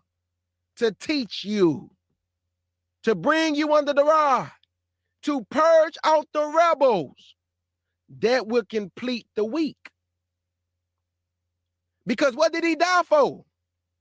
Not only to reconcile us to Yah, but to also cause the sacrifice and oblation to cease. How did he do that, K. Judah? In Matthew 27, verse 50 to 51, when he gave up the ghost, what happened in the temple? The temple was rent from twain from the top to the bottom, ending the law of animal sacrifice, causing the sacrifice and oblation to cease. We don't have to sprinkle blood no more for animals. Now we under his blood. This is Ezekiel chapter 20 and verse 32 through 38. But I'm about to continue read because he said he's going to bring us into the wilderness, right? Watch this. Verse 35. And I will bring you into the wilderness of the people, and there will I plead with you face to face. That's the other 3.5 years. What is he going to do with it? Plead with you. Teach you the right way. He going to get us back on track. He going to give us our tongue back. We're going to understand the feast days. We're going to know to keep the Sabbath. And we also going to know to love each other. We also going to know to respect each other. We also going to know to stop backbiting and slandering. It won't be none of that. Because what is you going to do, Yeshua? Let me keep reading. Verse 36. Like as I pleaded with your fathers in the wilderness of the land of Egypt, so will I plead with you, said the Lord Elohim. And I will cause you to pass under the rod. And I will bring you into the bond of the covenant. And I will purge out from among you the rebels and them that transgress against me. And I will bring them forth out of the country where they sojourn, and they shall not enter into the land of Israel. And ye shall know that I am the Elohim. There you go. There you go. So for all the people, and this one thing about y'all, brother, I can't stand false doctrine. I can't stand liars. But I don't hate my brothers. I just can't stand liars. Because I was taught in this truth, if I don't understand something, I need to keep my mouth closed until I get the understanding, then bring it to the people. And if I still don't get the understanding, I keep my mouth closed because maybe it's something y'all don't want me to understand at that moment. So I'll wait till I get it, then feed the people with the understanding. You will never hear something just come out of my mouth that I can't prove. You never just hear me babbling just to babble, just to sound intellectual with magnificent words. No, brother. No, sister. If I can't prove it, I won't speak on it. If I don't know it, you will never hear me speak on it. I speak on the things I have understanding of. And no, we do not know everything, but we know what we know. We know what we know. So do anybody got any questions? Do anybody got any questions before I get up out of here? Hold on. Hold up.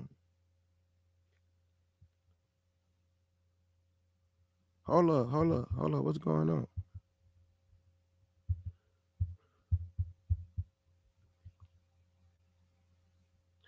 Hey, Megan Israel. See, Moses was a prototype of Yeshua, my brother. That's why he told Moses, I'm going to raise up a prophet like unto you, Moses, in every way. Now, I want you to check this out, brother. Let me see if I can pull it up real quick. Hold up. Let me see if I can pull it up for you. And I want you to see this with your eyes because I love answering our people questions. So let me see this. Hold up. That's not it. Hold on. Let me find it real quick. Okay, I found it, brother. Oh, that's not it. Oh, my Lord. Come on now. Let me see. Okay, Moses and Yeshua. I got it. Here you go. Here you go, Megan.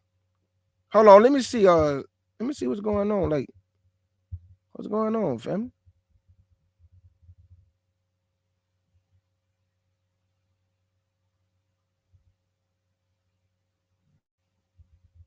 What's wrong?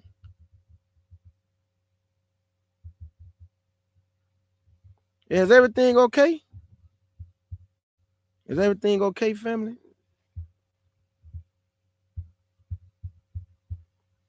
Yeah, we can talk it out. Now, you know, if anything going on, we could talk it out, y'all. Yeah, whatever going on, family, we could talk it out. Okay. All right. I just want to show my brother Megan this right quick before I go. Now, Megan, remember, Moses is like Yeshua in every way, right, brother? I made this chart that I want you to see real quick. And I want you to behold this with your eyes. And we're going to see how is Moses like him in every way. Or Yeshua like Moses. Okay, here you go. Let me show my brother this real quick. Okay. Now, you see this right here? I made this not too long ago when I had did a lesson about a prophet like unto Moses. Now I want you to look at the top. It say Moses, he was a priest.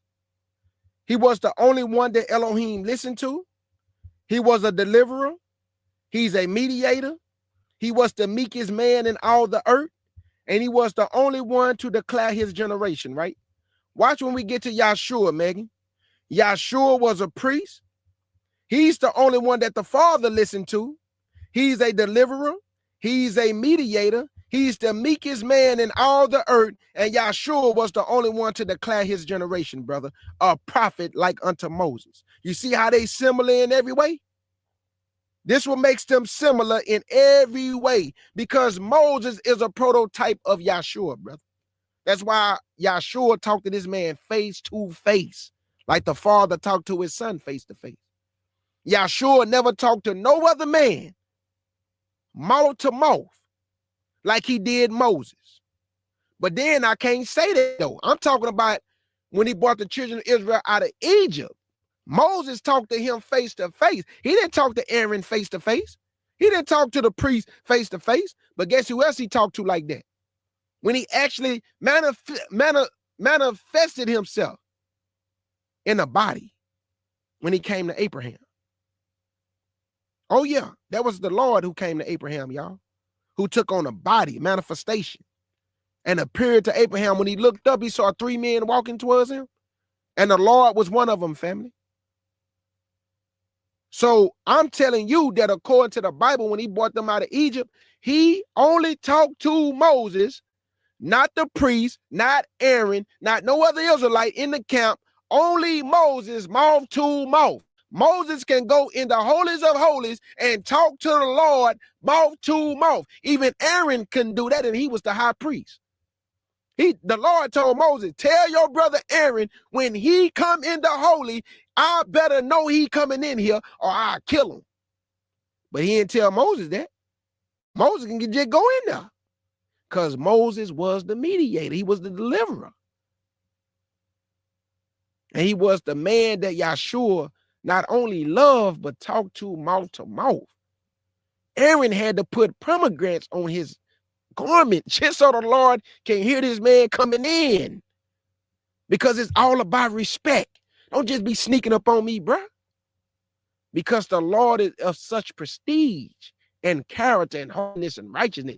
You have to have respect for him. You can't just walk in on the king, bruh. So y'all see this?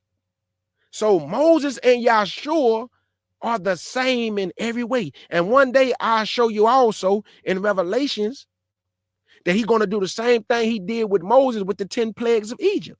I'm going to show you that. It's in Revelations. He separated the children of Israel like they did in Egypt at the 4th plague. And I'm going to show you that one day. And then you're going to be like, wow, it's the same thing Moses did when they came out of Egypt. He didn't separate the children of Israel on the first 3. He separated them on the 4th one. He ain't going to separate the children of Israel at 144,000 on the first 3. But when they got to that 4th one, what did he do? He sealed the 144,000.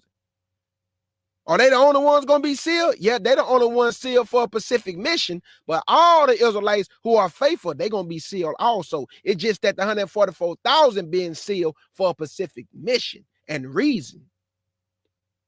But we being sealed right now for our obedience. So the 144,000 the only ones that are going to be saved. He say all Israel going to be saved.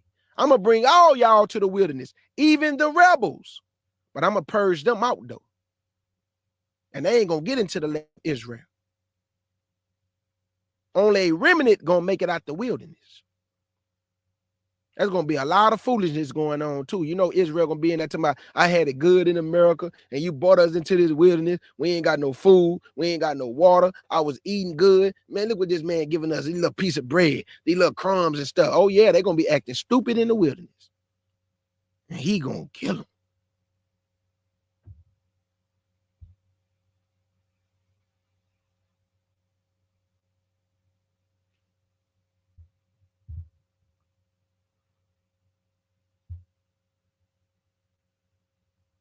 Okay, my brother Damian Logan, I got you. I got you, brother. That's what I'm here for. Because I don't like ending my lives and y'all have questions. So let me go get my brother. My brother said, Damian Logan said, okay, I got you. My question is about the mention of the northern kingdom, end of captivity mentioned in 2nd Ezra. Do you know the chapter, my brother?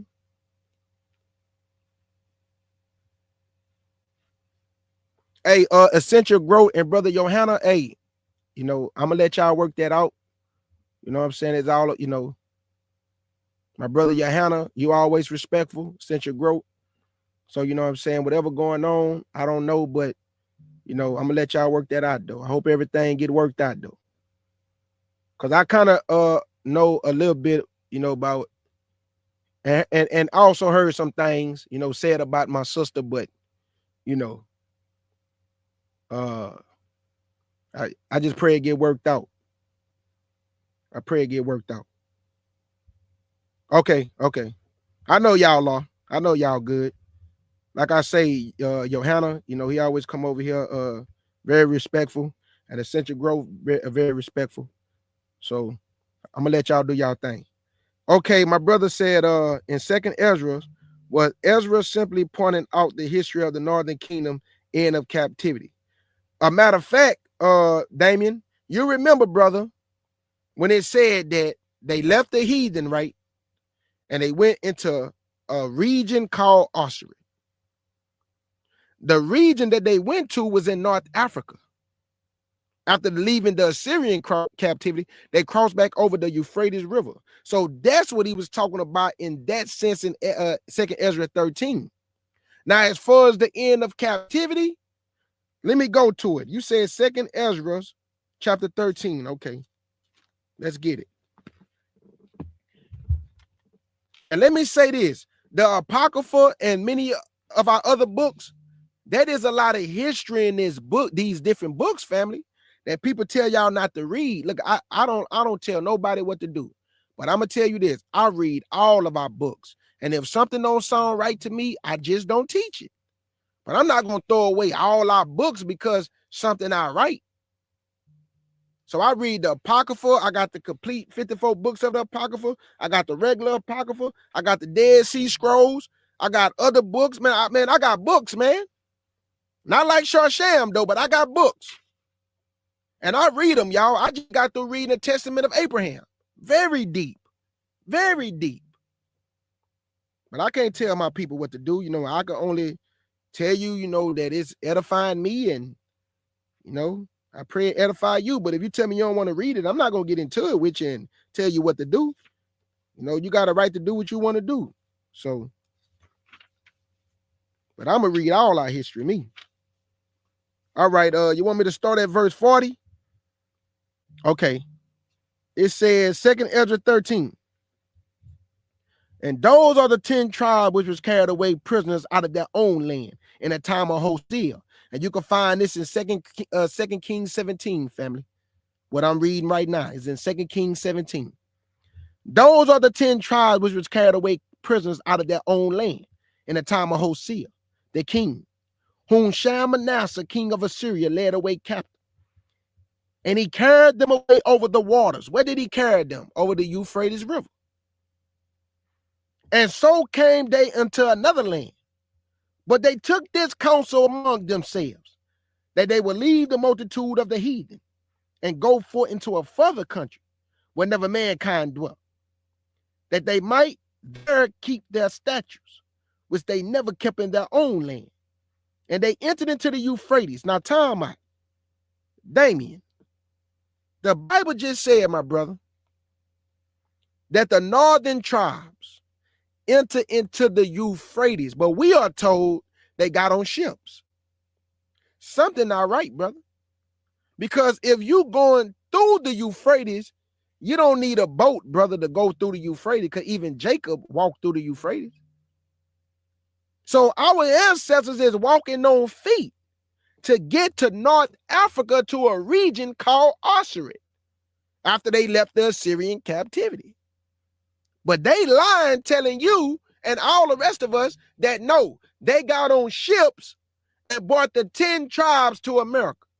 Brother, it don't got ships in the chapter. No ships at all.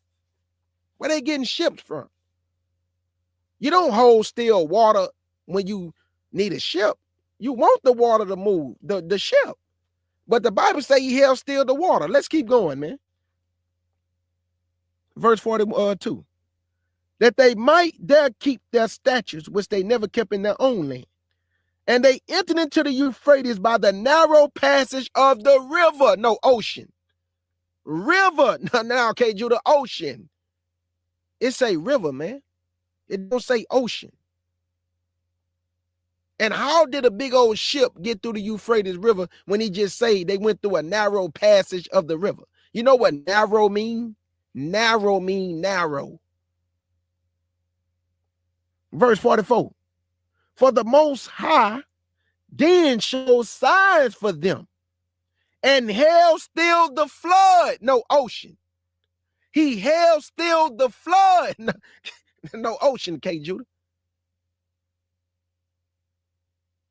They was walking. That's why it took a year and a half, family. They was walking on feet. And like my brother Sham pointed out to me, y'all don't think these people had to stop and take a breather and rest? They probably kept the feast days. They probably gave birth to women's children. That's why it took a year and a half. They didn't just walk all the way over there without stopping and resting and setting up shop in tents and keeping the feast and keeping the statutes and the Sabbath day. Think about that, family. That's why it took a year and a half. Because they was walking on feet. They did not get on the ship. This is not true. Verse 44. For the Most High then showed signs for them and held still the flood till they was passed over. Oh, they walking, yeah. That's why you held still the flood, because they walking on feet. So you held still the water for them so they can pass over. Oh, just like you did before. You remember in the waters of Jericho and the Red Sea, the Sea of Reeds, when you held still the water and they passed over? Oh, I got it. Verse 45. For through that country there was a great way to go, namely a year and a half. And the same region is called Osiri. Then dwelt they there until the latter times. And now when they shall begin to come. Yes, Damien. You see this, Damien? In the latter times, when they start to begin to come, the Lord is going to gather them out of the places of Africa. He's going to gather the northern kingdom and southern kingdom, because southern kingdom is scattered everywhere. 4 corners of the earth, even in Africa. You still got Jews in West Africa. You got the northern kingdom scattered all throughout Africa. Ethiopia, Sudan, Nigeria, Benin, Cameroon, Rwanda. I mean, we everywhere. Tanzania, everywhere.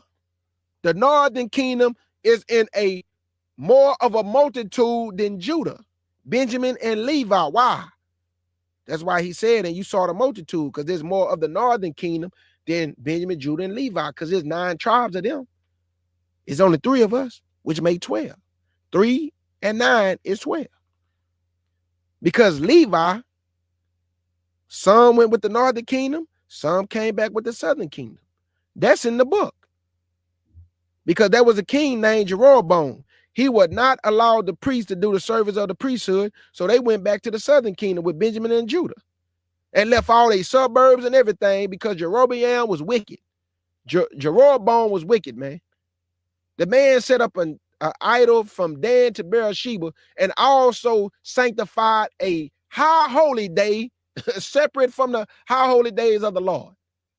The Lord did this on the 7th month. This man created one on the 8th month. Just wicked, man.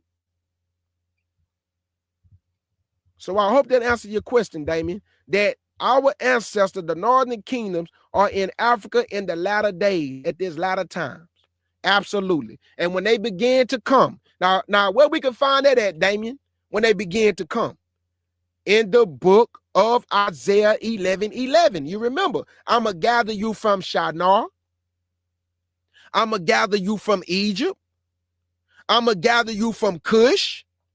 I'm going to gather you from Elam and from the islands of the sea. And then he said, then I'm going to gather the dispersed of Judah from the 4 corners of the earth. So the northern kingdom, they are in great multitudes scattered out through Africa. Benjamin, Judah, and Levi, we are scattered to the 4 corners of the earth, even in Africa. That's the difference of the captivities. The only time we served captivity together as a whole was in Egypt. After that, we never served captivity together again as one body of people in one location. Northern kingdom was taken down first by the Assyrians, and then Nebuchadnezzar came up against the last 3 kings of the southern kingdom, which was Jehoiakim, Jehoiachin, and Zedekiah.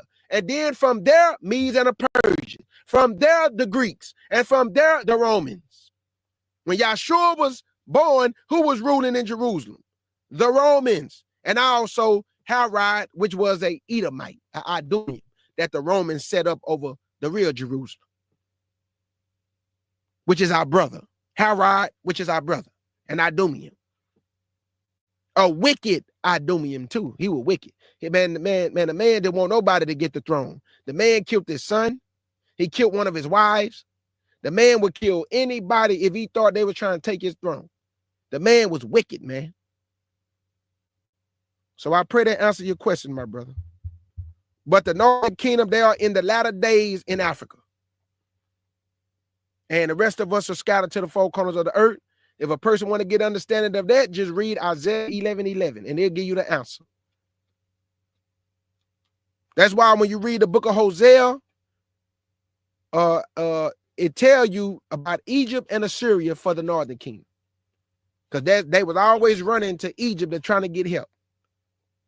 And it wasn't nothing but a bruised reed ready to perish. It couldn't help them. It was too weak. So the Assyrians still took them down. And Nebuchadnezzar came and took down the last three kings. And there's a wrap. And in 70 AD, Judah was finished. And they were scattered through the Mediterranean world and fled into Africa also, which is the west coast of Africa. So we migrated to Africa as a people, and a lot of our people are in Africa to this day, which is the land of Ham. Not the land of Shem, but the land of Ham. That's what the book say. He say, Israel dwelt in the land of Ham.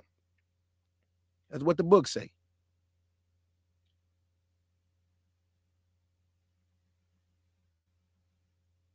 Yeah, it's the northern kingdom. Yep, that's why the Most High say you when you saw a peaceable multitude, he was talking about the northern kingdom. They are in abundance over there in Africa. The southern, see, this what it is, Damien. When you look at the southern kingdom, we are in small numbers everywhere we scattered at because you can't put us together because we scattered everywhere. So you might got 5% over here, 10% over here, 13% over here. We are in small numbers everywhere we scattered. But if you was to put Southern Kingdom, Benjamin, Judah together, and then we'll be the majority of the people. But the Most High very intelligent. He scattered us for a reason so we can be small in number. Because if you put us all together, we'll be able to rise up against the enemy. The Most High say, I'm not going to put y'all together because I know y'all are a terrible people. He already told the Gentiles, if my people Israel, even though they should be among the heathen for many days, he say if they go through the streets like a young lion, they would tear in pieces and none would not be able to deliver out of our hands. The Lord know us, man. He know we terrible. That's why he took the spirit off of us and gave us a spirit of fear. What spirit did we have before that we didn't fear that you have to give us a spirit of fear? On our men and our women and our children. That mean that he know we terrible. And we'll tear some stuff up, boy. We'll tear it up. And the Lord know that, man. So he gave us a spirit of fear. And he made sure he scattered us so we don't come together. Boy, if we came together for one day, but they would scare these heathens, man. But once we become one, it's a wrap. That's why the Bible say, can a nation be born in one day? He gonna put us back together. It's gonna be like, man, we was never in captivity, bro. He said it's gonna be like a dream. The Lord gonna put all 12 tribes back together and we gonna be an innumerable multitude. Because even though a remnant is a small amount of people, it's still a lot of people though. It's just not the whole nation that, you know, should be saved, because a lot of our people just don't want to listen, man. They're just disobedient, bro. They don't want to listen. Yep, the northern kingdom is way more innumerable multitude. Yes, Yeshua will make everything. Yes, he will. That's why I say, man, all we got to do is hold on, family, just a little bit longer and have faith. You know, don't allow, nobody to cause you to stumble. You don't have to, let me say this before I go, and then I'm out of here, because I don't want to be doing all this talking. Let me say this to the beloved mighty nation of Israel. We all have a right to be angry what has happened to us as a people. But you don't have to allow hatred to fill your heart. So when you wake up every day, it's just hate towards the nations. Don't hinder your blessings worrying about them. Because at the end of the day, they going to get paid back, family. You don't got nothing to worry about. The recompense is coming. But live your life and fulfill your full potential and receive all the blessings that Yah have for you. I believe when we come back to Yah, we are not under curses no more. You know why? Because even though as a nation, a person can say, well, we curse as a nation, but that don't mean you curse as an individual. Your obedience should not hinder you for not receiving blessings because the whole rest of our nation don't want to do right. That's just like our mamas used to do. Y'all don't tell me who did it. Everybody about to get a whooping. So now we all mad at our one relative because, man, why you ain't just tell the truth, man? Now we all in trouble because of you. That's the way it is with this nation. The Most High can either punish the one person or he might get mad and just punish the whole nation. But at the end of the day, when you come back to him in spirit and in truth, put no curses on you no more. Because you made a conscious decision to obey. So why do you got to pay for what somebody else don't want to do? The Most High don't get down like that. Now, we fail as a nation, but you still had righteous people within that fall. When they fell in the wilderness, you still had righteous people within that fall. All the different captivities, you still had righteous people within those captivities. So not all of y'all are out here being wicked and want to kill your brother and harm your sister and you're disrespecting your mama and your daddy and you're acting crazy. All of y'all not acting like that. And you ain't never been acting like that, even from your youth up. But we fail as a nation. So we got to go through the same thing the rest of our people got to go through as far as like the hindrance of the heathen to try to put traps for us so we don't meet our full potential. But y'all got your back. Yeshua got your back. And that's what you need to bank your money on, not whether the heathen have traps. Because I done heard a lot of black men say, man, most black men hate their life. I don't hate my life to say I ain't never hated my life. Can't no black man speak for K. Judah. I never hated my life. I never went through no mental health issues. I ain't never went through none of this stuff, man. Guess what I went through? It's called trials and tribulation.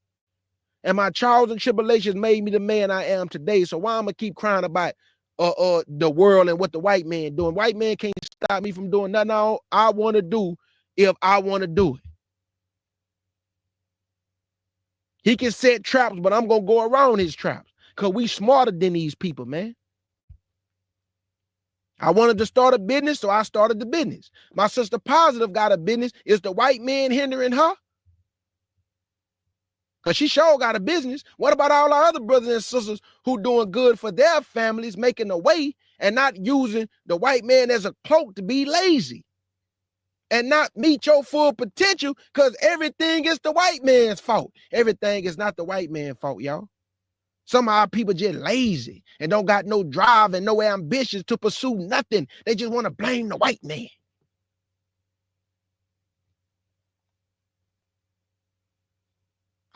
Man, get out my way, bro. You can't stop me, bro. If the Lord on my side, who can be against me, family? Yes, this man make laws to trying to hinder Israel. Look what Israel doing every day, making a way for our family. They didn't try for 400 years. We still making a way for our family. So how this white man stopping us and we still making a way for our family? We running through brick walls and running up walls and making ways for our family out of no way. Come on, y'all. Don't use that white man as an excuse to be sorry. Laugh at him and fulfill what your obligation to your family as a man, as a wife, and raise your children up in the admiration of the Lord. And don't let the white man get an advantage on your children to where your children be unruly and then the police get their hands on them. They put them before the judge and then he casts them into jail. Now you laugh at the white man by raising your children right. So when they get out into society, he won't be in the police database. He won't be in the radar of the cops because he know better. and he was raised better, and he gonna stay out of their way, and she gonna stay out of their way. That's what we gotta do, man.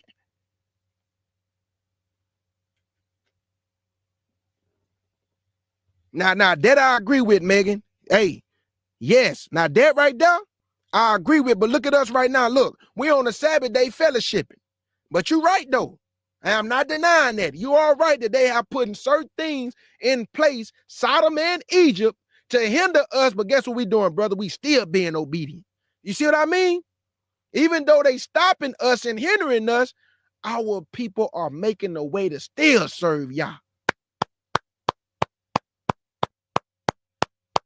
All y'all deserve a round of applause, because you could be doing anything in your life right now. But y'all chose to be on the Sabbath day having fellowship together. And look what we doing. Yes, he have tried to hinder us, and he going to continue to hinder us. He going to try to stop us. He going to fight against us. They're going to come up against us like the movie The First Purge. And guess what we going to do? We're going to depend upon Yahweh. We're going to keep our faith in Yeshua. And we are not afraid. But my brother is right, though. They have put many traps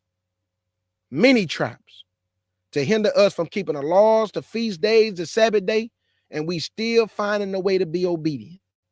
And that's all y'all want us to do, is give a sincere effort to be obedient. And y'all doing just that, man. So I salute y'all, man.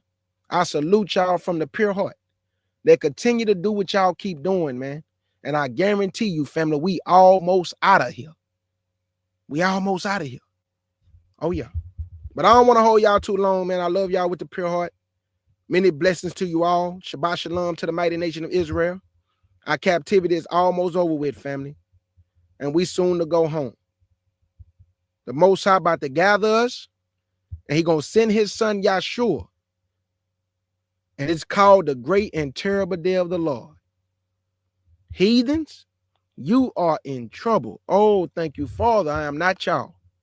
Y'all done laughed at us. You done mocked us. You done scorned.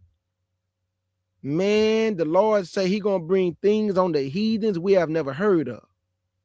So y'all just keep doing what you're doing, you know, trying to stop us, trying to kill us, locking us up, you know, hanging brothers on trees, taking organs out of their bodies, doing all type of disgusting, filthy things y'all did in the 50s and 60s, even in the time of the Inquisition, even in the time of Portugal and Spain. All this perverse wickedness that y'all have done to the children of Israel. Man, you got a recompense coming up on you that I do not want to be you. I'm happy I am not you. Y'all are going to pay double. Y'all are going to receive recompense double. So to my nation, my brothers and sisters, just hold on just a little bit longer. And I say salute. Family all around me.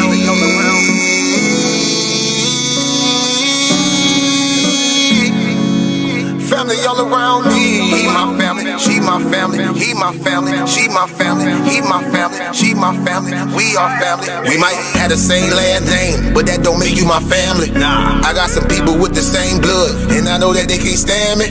I got some people I call that ain't kin, that's gonna pull up and handle it. They take care of that business like family. We come from them trenches like family. They talking, you listen, that's family. They don't tell your business, that's family. They calling your phone, coming looking for you. They say that you missing, that's family. They don't need permission, that's family. When you hurt, they can feel it, that's family. Let them come while you're cheering, that's family. Let them come when you living, that's family. Family all around me.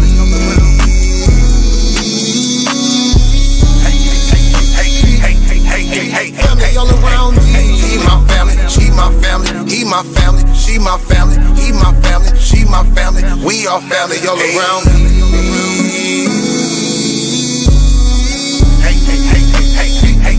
Hey, family all around me. He my family, she my family. He my family, she my family. He my family, she my family. We are family. Hey, ain't nobody fighting around here.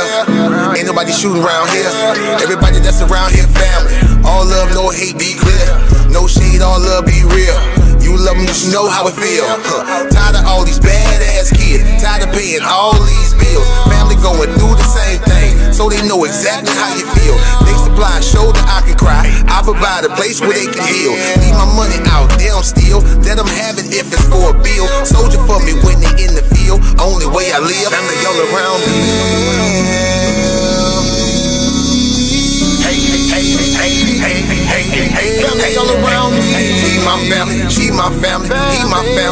my family, he my family, she my family. We are family all around me.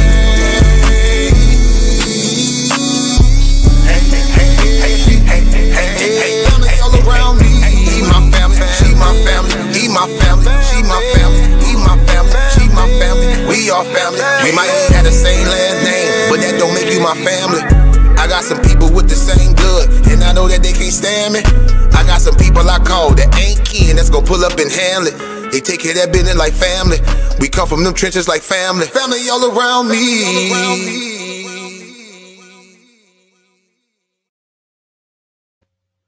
In the words of my beloved sister August Dreams in the chat, my twin in the faith, thank y'all for coming to the Lion's Den with the CUC family, the FOPE family, and the ADUIC family. And make sure y'all go check out my sister Eve, Ate the Fruit of Lies, the Bumite Slayer. Check out her channel. Always putting up awesome content, exposing these Caucasian women.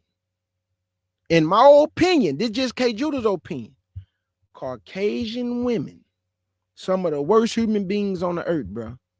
I heard a Caucasian woman say she ain't never seen a happy white woman. Let me say that again. I heard a Caucasian woman exposing white women. She said you would never find a happy Caucasian woman. And this our own people. So I want to thank y'all for coming to the Lion's Den with the beloved family, the mighty nation of Israel. Let's get it.